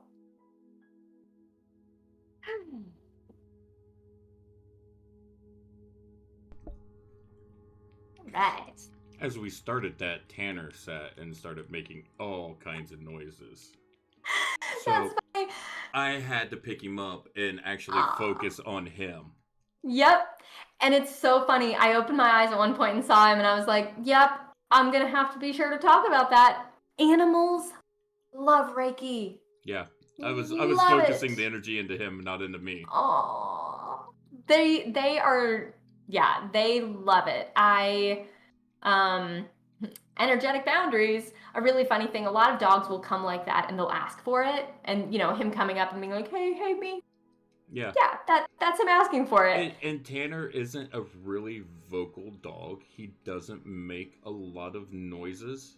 And Mm-hmm. he was just kind of, hey, I'm here, making these little kind of. It's hard to even. It wasn't like necessarily like a growl or anything. It was just a, hey, hey, hey. And as soon as I picked him up, he's just like, all right, I'm relaxed. Let's do this. Yeah. Animals really love Reiki. When I first went through my training, my dog at the time would come up to me, and I guess he was having hip issues. He was a little dog, but he would like wiggle his little butt under my hands. So if I was doing Reiki on myself, he would like come up and like wiggle under my hands, and I'm like, okay, cool. And I've had various animals that will ask in their own way. Mm-hmm. For Reiki. And interestingly, not all animals want Reiki because, again, it's not always comfortable. It's not always relaxing. Sometimes it can bring up some pain or some Right. emotional discomfort. One of my dogs hates Reiki. And it's so sad to me because he has anxiety. And I'm like, please, can I just do Reiki? And says no. And then there's Yeah. times where like I'll pet him and all of a sudden I'm like, whoa, Reiki's flowing. And I don't mean to be doing it. And all of a sudden he'll like perk up. And then he's like, ooh. And a lot of, like he'll go away. So it brings up in one of my dogs, it brings up like some stuff that Right. he doesn't want to handle. So with energetic boundaries, it's always important to ask an animal if they are ready to receive it, but they also communicate in ways of just coming up and asking for it, like getting in your lap when it's flowing. Right. I mean, Tanner was literally sitting on the Yep. floor right next to me. Like as soon as you started into it, it was like, okay. Yep. And like I actually reached over and muted the mic so he wasn't interrupting because he was starting to get really vocal. And That's so funny. yeah, but I've done energy work with him when he's been Yep. sick or he's been hurt before Yep. too. So it's something he is very very aware of. And then like I was even talking last night with, I'm not sure if it was on the episode or if it was after. So it just kind of all blurs together because I was talking with a bunch of people after the show as well. But I have, Tanner's been there with me in a lot of my plant medicine ceremonies too. So he is very familiar with the energies and stuff during those. And a lot of times during an Aya ceremony, at a certain point in time, he'll just walk up and lay against my chest and Wow. lay his head like on my arm and just lay there with me. And That's amazing. he's in doing ceremonies with psilocybin and stuff like that too. We have you know with Tanner, there's a really deep bond and a connection. Yeah. And so he enters right into those ceremonial spaces with me. That's awesome. Animals are so wise, and they have such an innate wisdom. I've wondered, like, are animals Reiki attuned naturally? Like, are some of them naturally attuned? Because animals are intuitive and energy workers, and Oh God, yes. Like last week when I hurt my back's better now. It's just kind of weak from the injury that I had and getting back. uh-huh. The pain and stuff is gone, and I can tell the muscle that I had pulled and stuff is healed. It's just in the process of strengthening back. But last week when I initially heard it, I was laying in bed. I had taken the medications and stuff the doctor had given me, and I was laying there and just trying to rest. and he actually curled up right behind me and laid. I was laying on my side, and he laid right against his body, right against the spot in my back that was hurting, Mm. and he was like a little heating pad on it. Aww. Yeah. And That's so, so sweet. oh yeah, if I am sick or hurt or Oh yeah. dealing with anxieties or something along those lines, he naturally knows how to come up and just start working. He's a little Yeah. healer, and I Yeah. I tell people that a lot of times. Mm-hmm. He has his own healing techniques and abilities and the way he Yep. works and functions. Yeah. Yeah. Yeah, he's a good little fella. Sometimes he's an annoying pain in the butt, but Yeah. most of the Aren't time, we all though? oh, absolutely, absolutely. Yeah. So, um, so for those, so what was your experience with that? I mean, Could I was focusing a lot of it right into Tanner, but also at the uh-huh. same time, that area in my lower back where that injury had Mm-hmm. been throughout the course of the show, it has been just bugging me. I could feel that weakness, but I'm not Uh-huh. feeling it there right now. Yeah. And And in of myself, I was pulling that energy. Why I mm-hmm. didn't have my hands right over it, I was pulling that energy to that point. Yeah. But some of the things that you talked about in there triggered back memories of some of the things that we done in the Kung Fu class. Like when you was talking Mm-hmm. about grounding, we called it rooting. Yep. To root yourself. And what Yep. we would do is when we would do it, we would put our feet flat on the floor, and we would imagine roots like tree roots growing out of our feet and into the ground. Yep.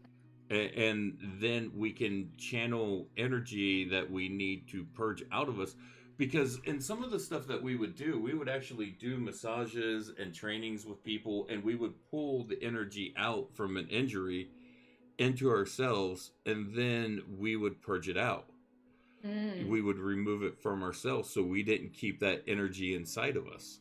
Yeah. And that was part of our training and stuff, because with the style of martial arts that I trained, not only did we, learn combat techniques and stuff, but we learned healing techniques. Mm-hmm. And, there's times during the course of a class, one of our class brothers or sisters may get injured during the course of training. Mm-hmm. And if one of us in the class had the ability of the knowledge and the training to do the healing, our instructors would have us do it to get Mm-hmm. that experience. And if we didn't, then one of the instructors would come in and do it. Yeah. Yeah. But, one of the things that we was taught was when we would do the root is, we can take that energy and we can disperse it either through our hands or through our feet out into, and like when we would root, we could either pull energy in from the earth Mm-hmm. and through us through the roots, or we could dispel it through those roots. And Mm-hmm. that was part of our training. And so a Mm-hmm. lot of this is just, it's so familiar already. Yeah. Yeah. And I love hearing different similarities, like with that everyone has something that is somewhat similar. And when you're someone that feels called to Reiki or to energy healing of any sort, you start to like remember these different things of, oh yeah, that's so similar to this. Mm-hmm. Oh yeah, that's so similar to this. And so often there's things like that are helpful for us, when we're in the class, and then we forget about them until suddenly, we listen to a podcast or hear someone else talking about something or read it in a book, and we're like, yeah, I used to do that thing. Like, how can I bring that back a little bit more? Because there's so many different applications of Reiki that, your intuition will pull on different memories from your life of like, oh, I can do that kind of energy work. Oh yeah, I can infuse Reiki into this different thing. I can infuse my water, my goals, my Right. I can help my dog. I can fill a room with Reiki. If there's going to be a tough conversation with somebody, you can fill the room with Reiki. There's ethical issues of being sure that you say that it only is received by anyone that wants. I always throw in all the ethical stuff. Because I've also had that experience. So many of the things that I talk about, with ethical energetic boundaries, Um, I've I've had experiences where like I go in and someone and I don't really I feel extra vulnerable in like not a good vulnerable way, and I'm like, something feels like someone's in my energy, and sometimes I then hear somebody, this has happened, where then someone's like, yeah, in the room where I did Reiki on you before you came, and I'm like, You didn't ask me permission to do that. yeah, Yeah. and you know, I've with many of my close friends, like we have those conversations, but there are so many people that see Reiki as a healing energy that is just a beautiful gift to people, which it is. But as we talked about, healing is not always pleasant. Right. And it is not, you know, just like you wouldn't drop a pill in someone's water because you're like, oh, they're in pain. Let me give them a pain pill. No, you don't do that. Same Right. thing with Reiki. Like, you don't just give Reiki to somebody without them requesting it. Everyone has a different standard with that, though. You know, we talked a lot about this in the energetic boundary podcast that we had, but different people have different ethics. So I'm not the ethics police. I just like bringing things into awareness so that everyone can check in on a deeper level with themselves. Some people, it might resonate where they do send Reiki to somebody with the intention that that person's higher self chooses to receive it or not. And Right. there's not direct communication. So there are instances like that. I don't want to say like, I don't want to be black and white about anything. And I am not like the ethics police. And with my students, one of the things like I love the most is helping people figure out what their ethics are, what their energetic boundaries are, how their intuition comes through.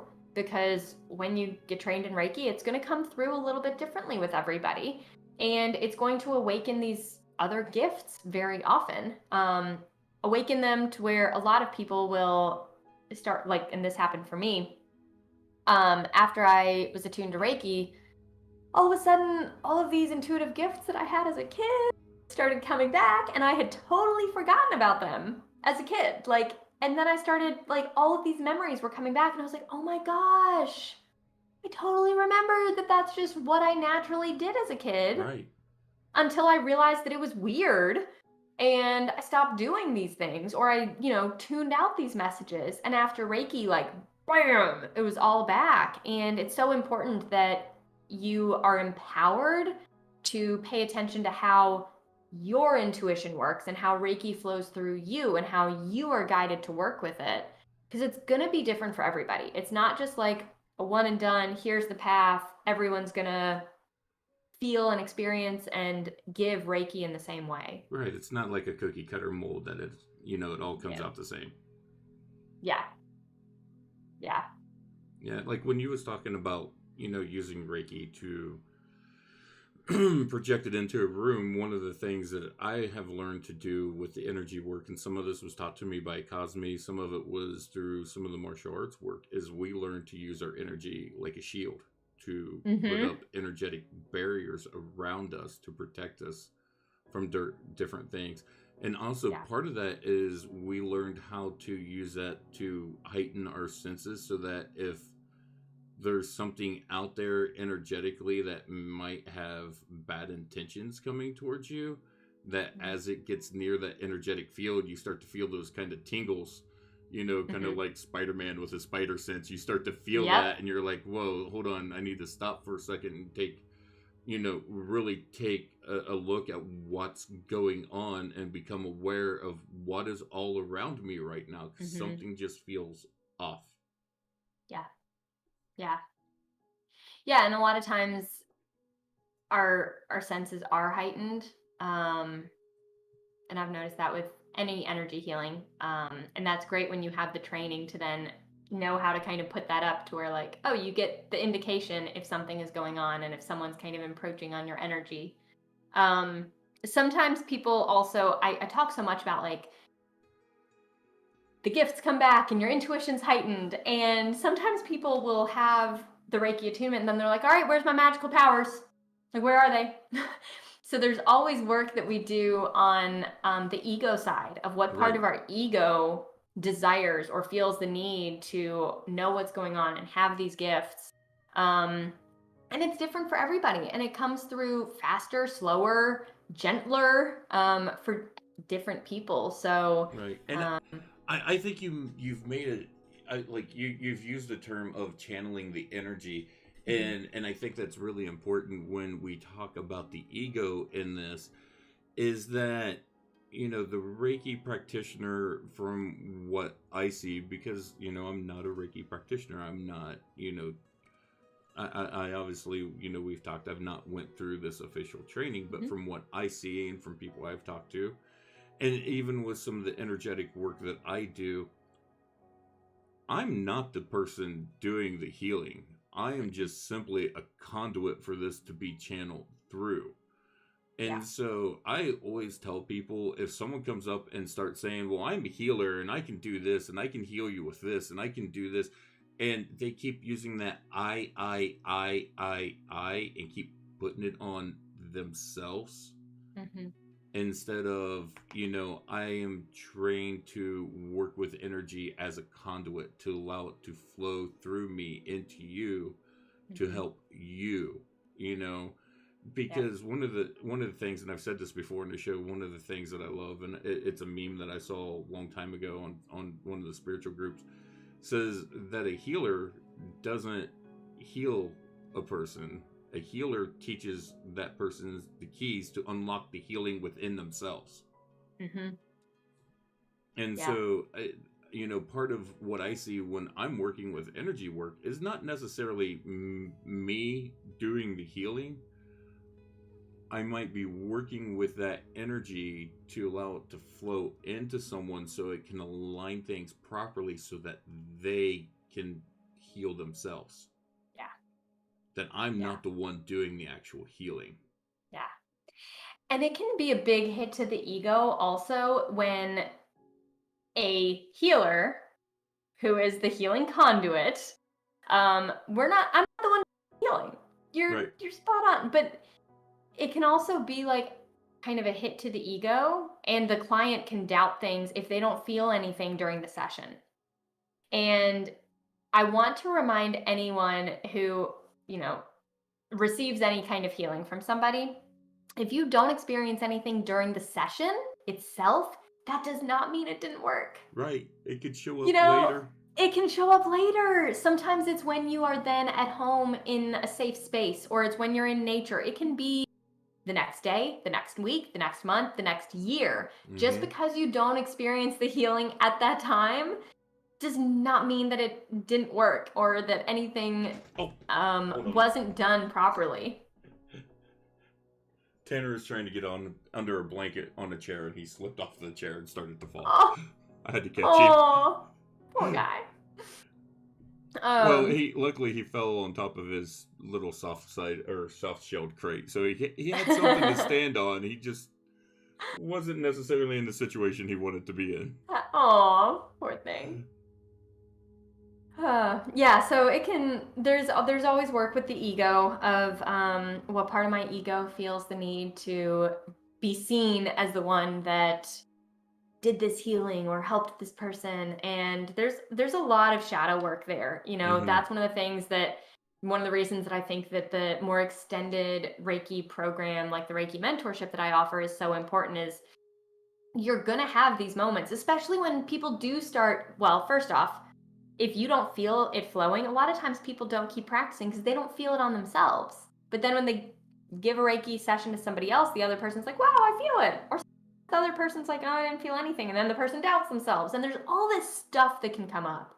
Um, so once you start working with somebody, especially once you have some of those like incredible sessions and someone's like, oh my God, I'm healed. You're amazing. This is awesome. It's really hard to not let it go to your head. It's really hard to not be like, wow, look at this power, look at this ability. Yeah. And It's like, look, that's, I'm superhuman now. Look at what I can yeah. do. And yeah, it is.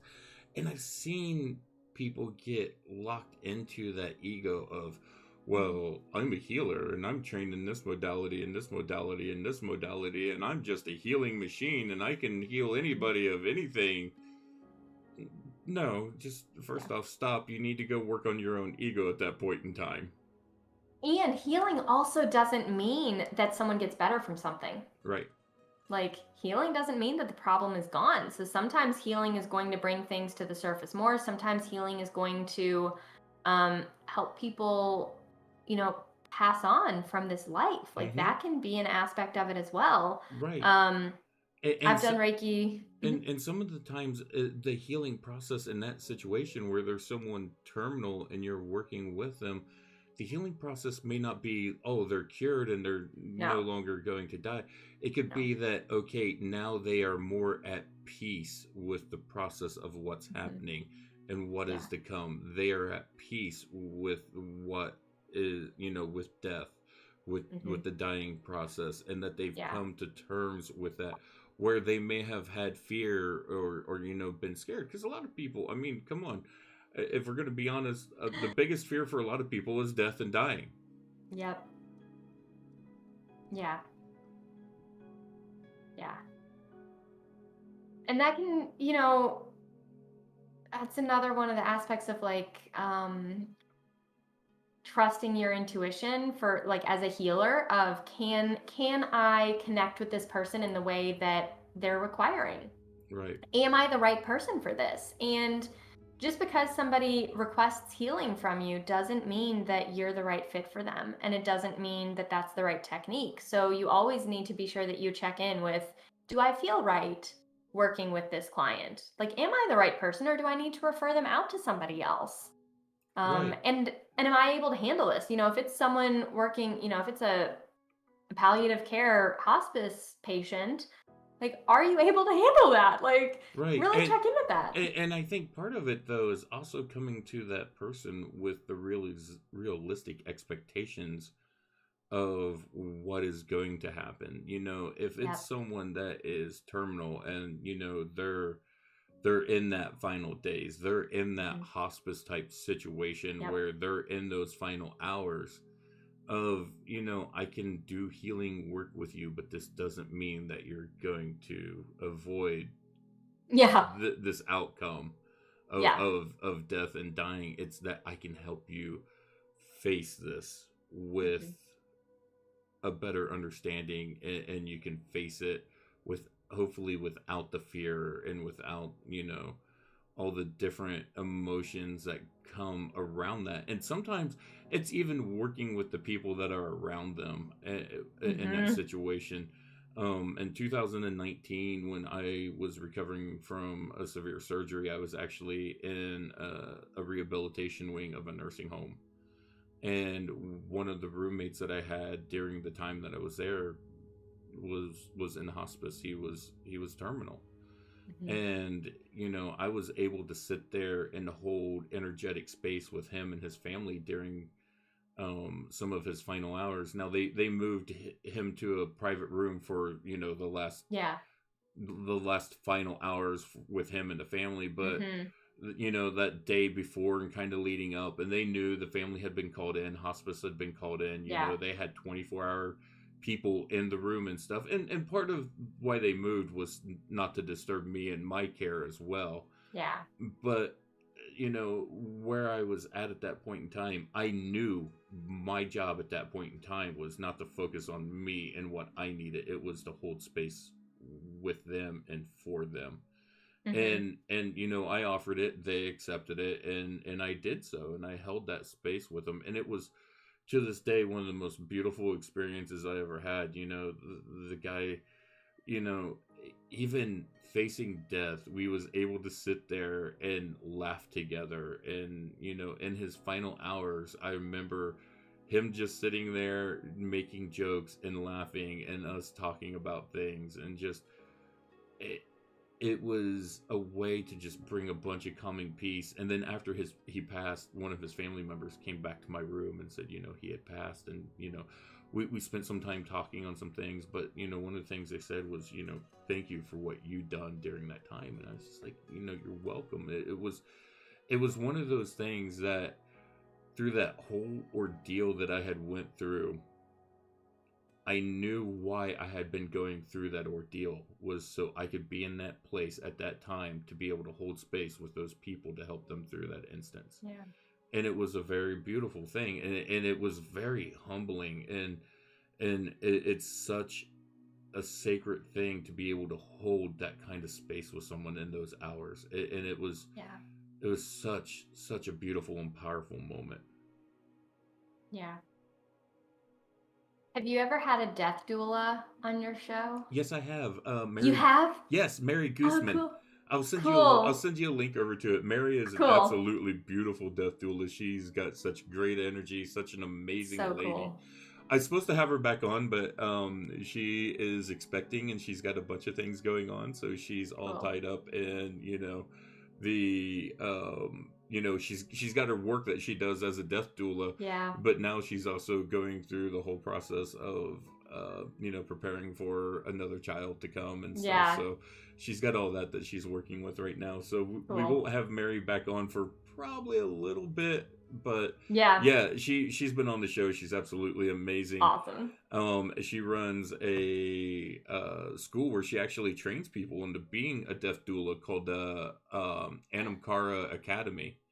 Oh, that's so cool. Yeah, That's really neat. she actually has a chapter or like a training session that's open enrollment's open right now to it's starting in September. I can't remember exactly what the Cool. date is, but it's like the first or second week in September, and I'm just not in the position to jump in for that training because like I said, I'm expecting to go into having a surgery really soon. Mm-hmm. So I can't really dedicate into any training process until I get Yeah. through that recovery of that. Yeah.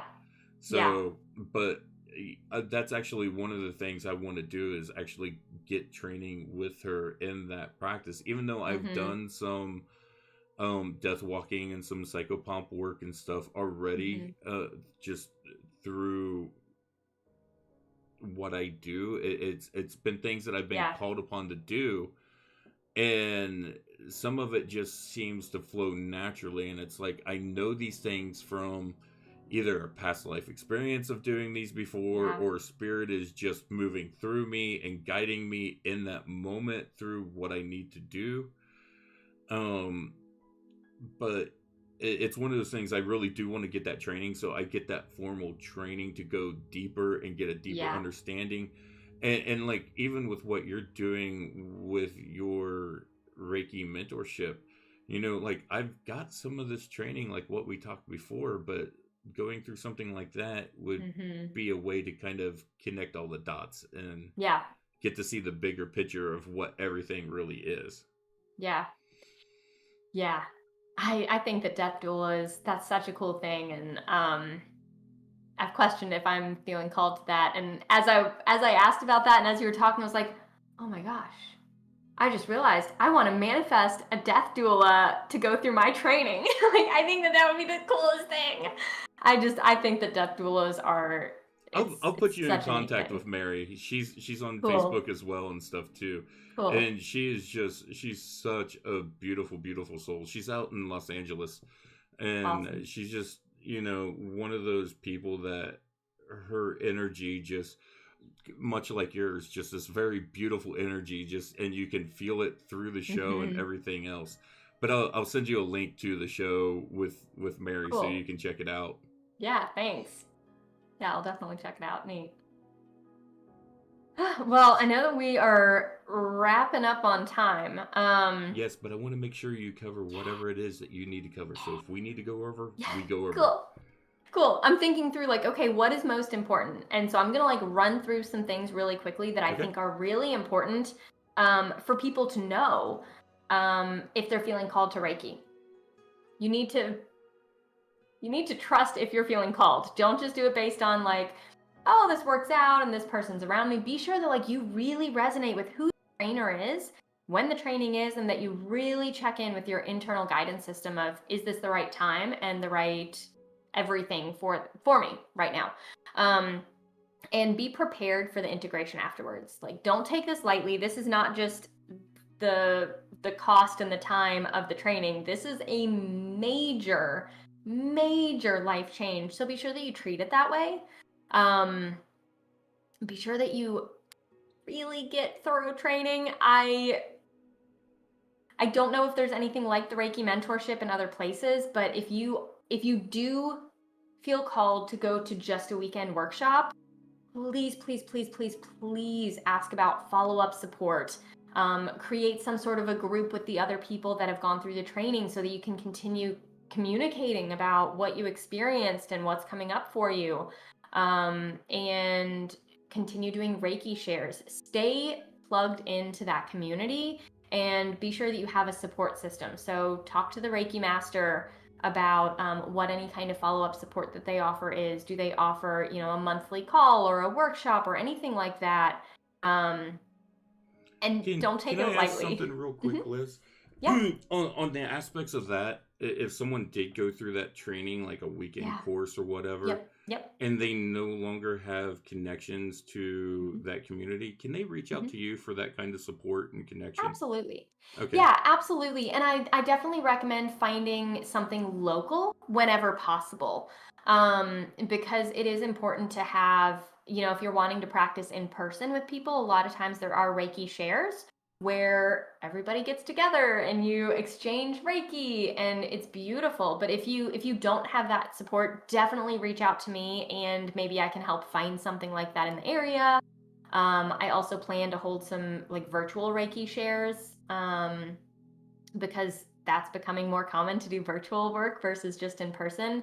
But if you have lost contact with the person that you did the training with, or you just weren't aligned with them or anything, do your best to find a community to really integrate with. And you can redo training. I actually went through 2 different trainers. I did training with one practitioner or one master teacher, and then years later, I went to another one before I continued on my journey. So I retook all of the classes multiple times, actually, because for me, that was really important, and because I didn't know what I didn't know. So I was like, let me just read everything from 1 and 2. And now I know that I needed more than just 1 and 2 in the standard curriculum taught.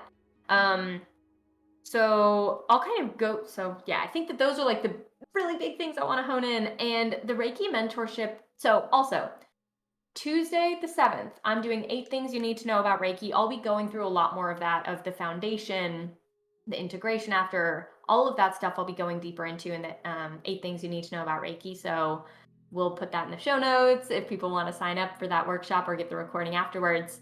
And then that's part of my launch that's when I'll be anyone listening before September 7th, you're getting the sneak peek of anything, because I haven't actually announced this anywhere yet, that I'm launching the Reiki mentorship again for another round.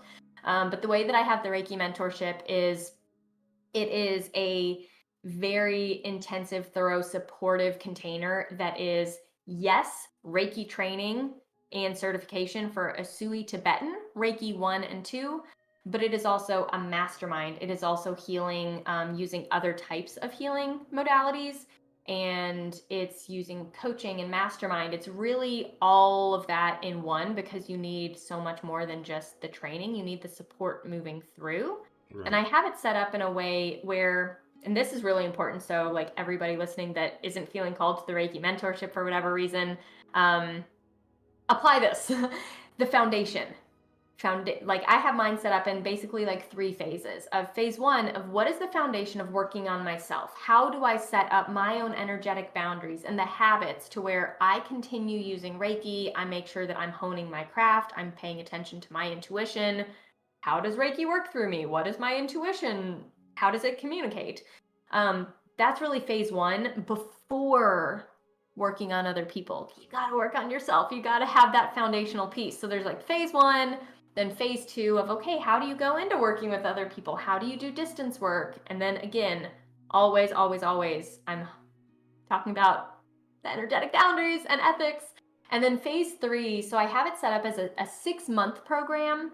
The Reiki mentorship is a 6-month program, 3 months of very intensive and very continual support. Now, I realized this is going to be a virtual program. It's virtual. Correct? Okay. It's mainly virtual. Mm-hmm. Okay. I just wanted to make sure that so that people knew if they wanted to participate with this and they're not in your area, that they know that they can still get involved in this program. Mm-hmm. I have it as virtual. It's all of the calls and everything are virtual. There are 2 days that are in person that you can either come into Louisville, Kentucky for, or we can do that as a virtual experience for you. Okay. So that it is possible for it to be completely virtual. So yeah, you can be anywhere. You can be anywhere participate in this, and Awesome. I'll hold virtual. There will be lots of calls because it's the coaching and support going through it, and there's pre-recorded videos. So instead of somebody knowing that they have to like retain all the information from a single day, they're able to watch the little videos and rewatch those and be sure that they've really received all that information. So 3 months of really intensive. And then I found that if you have something really intensive like that, and then it's like, okay, it's done. Bye. Right. Holy fuck. Then you're The like shock drowning. after, exactly, the shock's Yeah. over.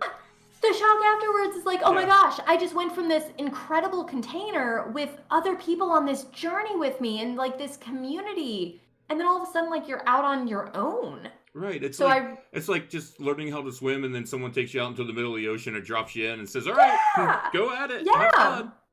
So the way that I have it set up is very, very intentional, that it's that intensive. And I mean, it's intense, but it's also gentle. Like we do our best because it's the same Reiki attunement that everybody has in, a weekend workshop. We just have extra support and coaching and healing throughout that. So it's the 3 months of a lot of intensive support.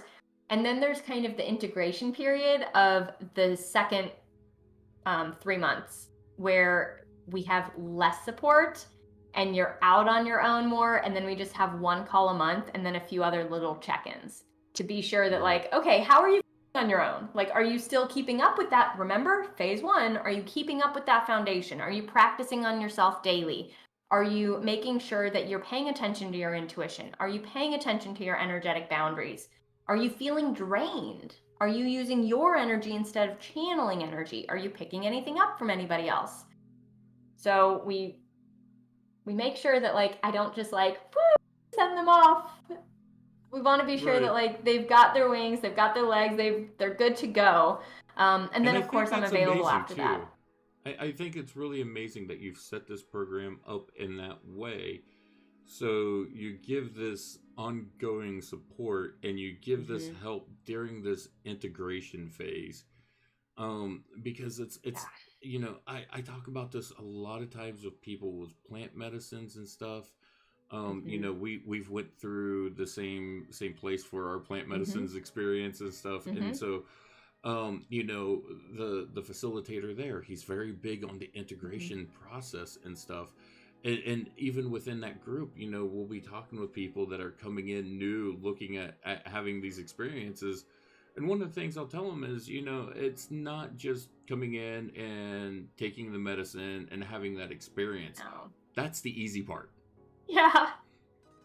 It's putting it into practice. Right. It's the integration. It's that integration that comes after is where the real work happens. While you'll receive lots of information and a lot of things that come into helping you out in your healing process and on your spiritual journeys and whatever it is that you're going to obtain. And to me, from what you've talked about Reiki, it's almost identical to this. You gain all this information, you get this, but if you don't have that integration process, it's almost pointless, because it's like, okay, well, cool, you got this information, or you had this great experience, it felt good, or and sometimes it's not so good, like you talked about, that there's some pain and some things that comes up with it, and some traumas and stuff that comes up with it, which shows you things that you need to work on and work through. But if you're showing these things and you experience these things and you don't go through the integration process, you've missed out on so much. Yeah. And so I first off, I want to say thank you on behalf of anyone and everyone that's going to take this mentorship program with you. Thank you for doing that and for being aware of the need for that.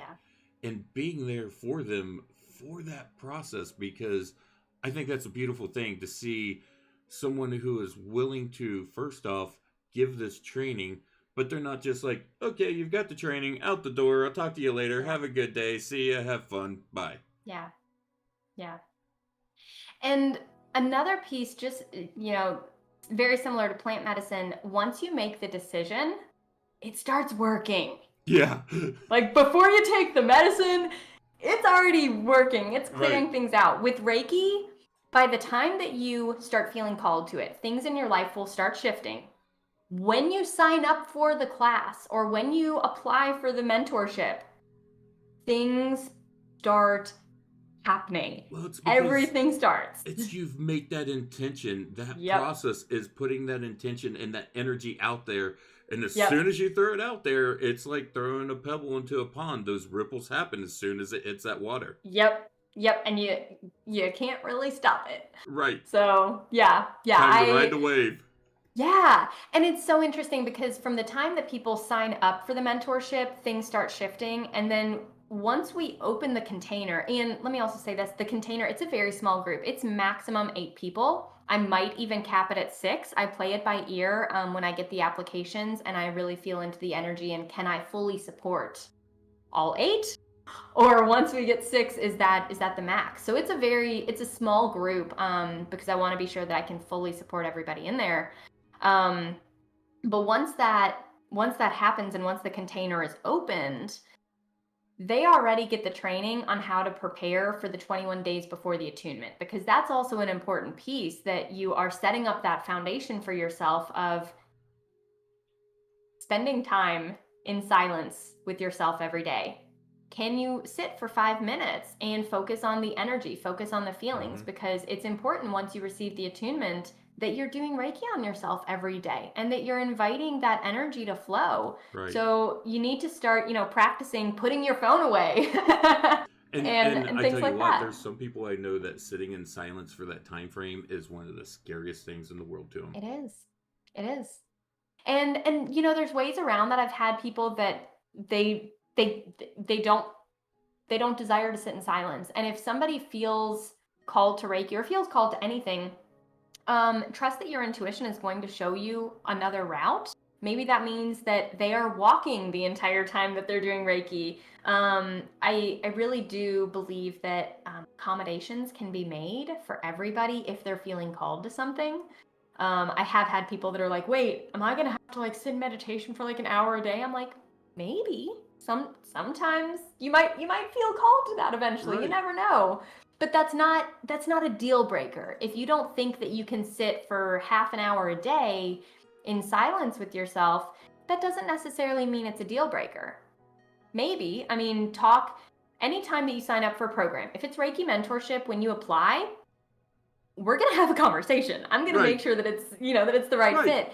And that's how it should be for every class that you do. If you sign up for a class with a Reiki master, you should be able to have a conversation with them, and you should be sure that you feel comfortable with them because they are taking you into this very profound process that's going to change your life. You need to be able to have a conversation to be sure that it's the right fit. And I think that's really important. I know in my plant medicine experiences and stuff, I had that same experience. The facilitator said, hey, we're going to talk before you even get to do this. We're going to make sure that what you're getting yourself into before we actually set a date and say, all right, let's do this. Yeah, and it's tough because, again, there's so many similarities with Reiki and plant medicine. I try not to scare people away, and sometimes when I share, the profound experiences that I've had and my students have had, sometimes it can feel daunting when somebody hears about it, or it can feel scary, and they're like, I don't know if I'm ready for my life to be turned upside down. And that's a valid concern. And you should voice that concern to whoever it is that you're going to do a ceremony or a training with and have that conversation. It's an important thing to really honor and voice and not deny. Don't gaslight yourself saying oh, but I shouldn't be feeling these things, so I'm not going to talk about them. I'm just going to do it. No, honor those feelings, honor those sensitivities, and talk to the person that's going to be helping support you, and allow yourself to receive that support in the decision-making process. If anyone is feeling called to apply to the Reiki mentorship when application opens, which it'll open after the 8 things you need to know about Reiki. If anyone wants to be on the wait list, let me know and I can get you the early bird details. But where was I gonna go with that? It was somewhere. all of a sudden it was gone. I've had that. I think we all have. Oh, what was it? Oh, no, that wasn't it.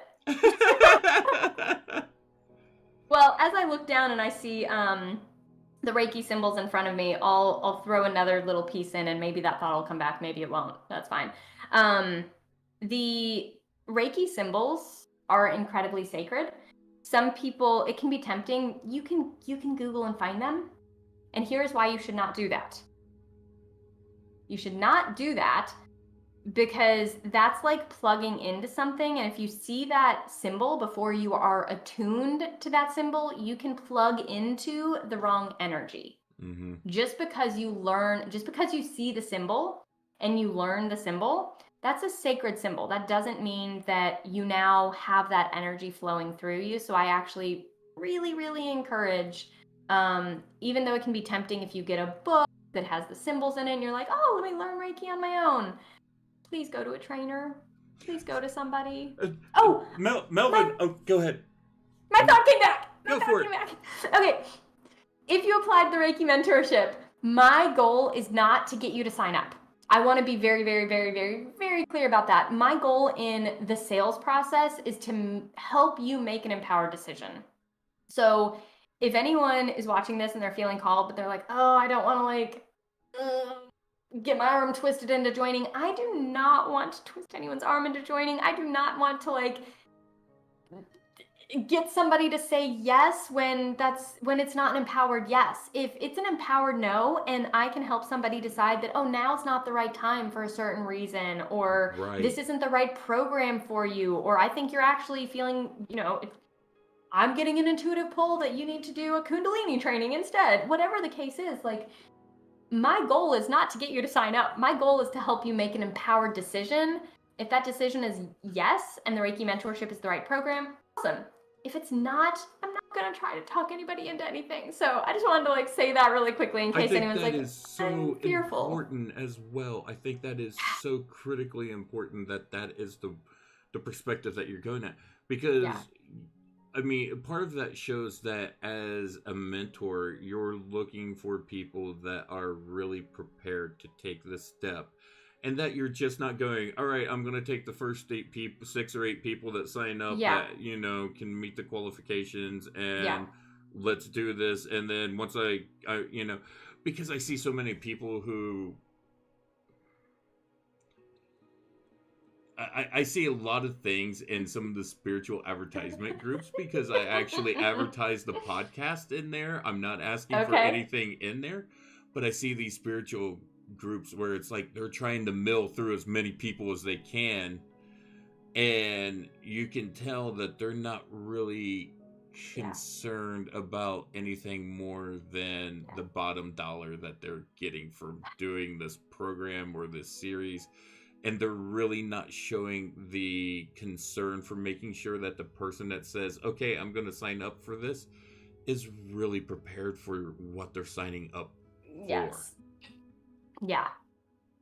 Oh, it's tough. And I could go on to the list of future episodes. But I could, today I worked with, I told you, I don't think we were on the air yet, that this today has felt like at least a week in the single day. And it's because I'm going through the launching process of this. And so I'm making sure that I'm in alignment with these things. And that means that it is bringing up all of my shit, all of my insecurities. I'm holding myself to an unreal ethical standard of perfectionism of I don't want to let anybody down. And in some way, I'm going to fall short in everything that I do. I have to recognize that, and I have to let go of doing everything perfectly. And that's just part of being human. It is. And it's really tough when, I today had to do a lot of internal work on, I need to advertise this. to some extent, whether it's being on a podcast, doing paid social media ads, talking about it in different groups, whatever the case is, however I'm getting the word out, because I believe in this. I believe that it's needed. There is a massive need for this, and I need to speak out on the issues with like single day Reiki training and let people know that there's another option. So I've had to do so much of my own work of like, what's the right way to market this and to get the word out in an ethical way that is empowering the whole step of the way, and it's not any of this like icky sales stuff. Right. Right. There's a lot. So, yeah. So well, I'm glad that I took tomorrow morning off because the energy is all over the place. Yeah. One final question before we wrap things up. When are you planning on launching the mentorship program so that if someone really is interested, they kind of know a time frame to be looking at, so they know whether or not they're going to be available?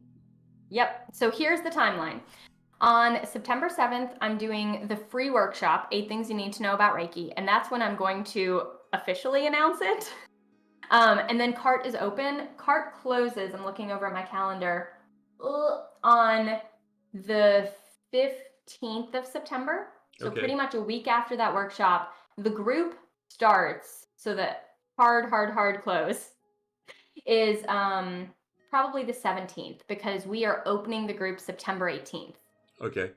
And then it's going to go for 6 months. I don't know if I'm going to start a second group within that 6 months. Probably not. But I am going to have a wait list. So if now's not the right time, or if you hear this afterwards and you're interested, please reach out, and I'm going to have an ongoing wait list for those that weren't ready this time around, or it wasn't the right time, whatever the case is. I'm going to have a wait list so that when the next round opens up, we'll just seamlessly go into that. Awesome.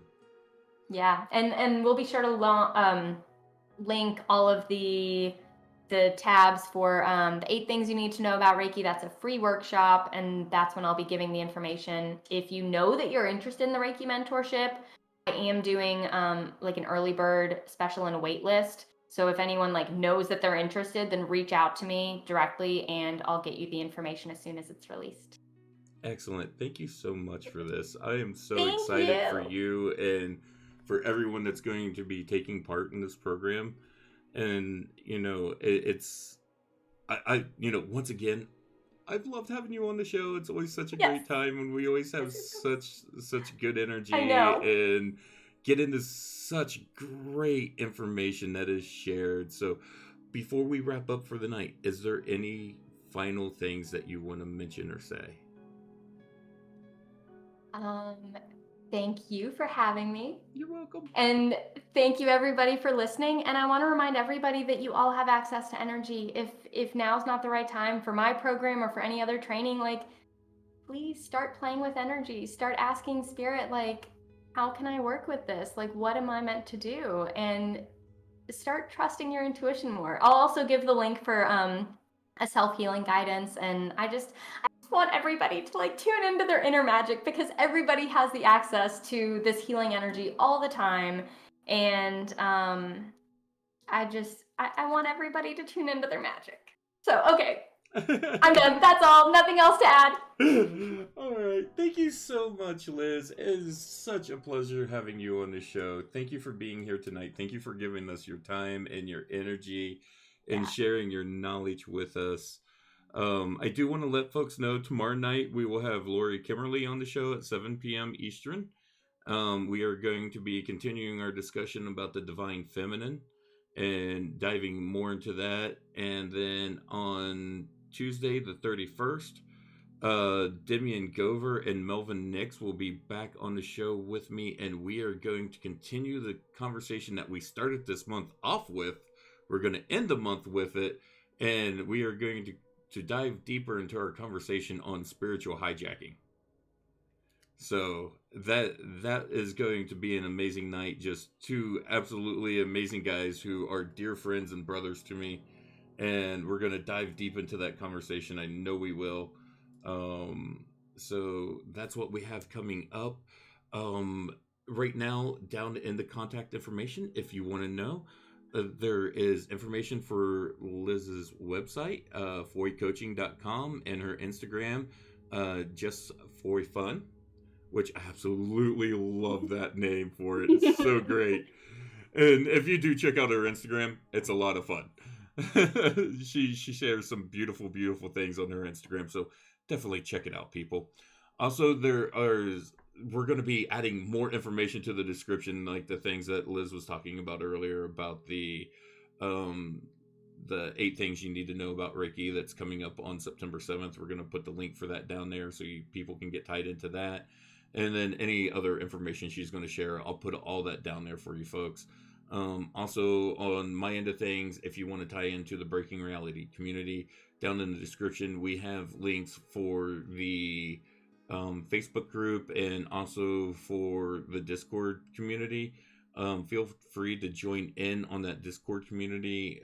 There's going to be a lot of things going in there in the upcoming months that I've just got in the works, and I just haven't got into place yet because I've got things I'm working on as well too. And then also down there, if you feel compelled to support the show in any way, there's links down there that you can do that as well.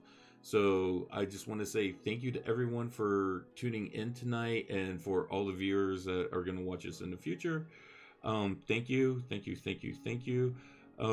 If you haven't done it, please click that subscribe button. It helps me out so much. It's one of the best ways that you can help this channel grow, is just simply by clicking that subscribe button. It's absolutely free. It costs you nothing. And then you're going to get to know when we're doing more shows like this. And once again, I want to say, Liz, thank you so much for being on the show tonight. I absolutely love having you as a guest on the show. You bring such a beautiful energy with you, and it's always a magical experience when you're here. So thank you so much for having me. You are welcome. Like I've said before, you are welcome anytime. and we've already got an ongoing list of shows that we're wanting to do now. It's like this. It's going to be a long list by the time we get done. Yeah, it's like a scroll. Exactly. It's like every time we talk, it's like, hold on, there's like 3 more shows that we need to do and schedule out. So But thank you for being here. I want everyone to have a great night and be blessed, and we will see you soon. Goodbye.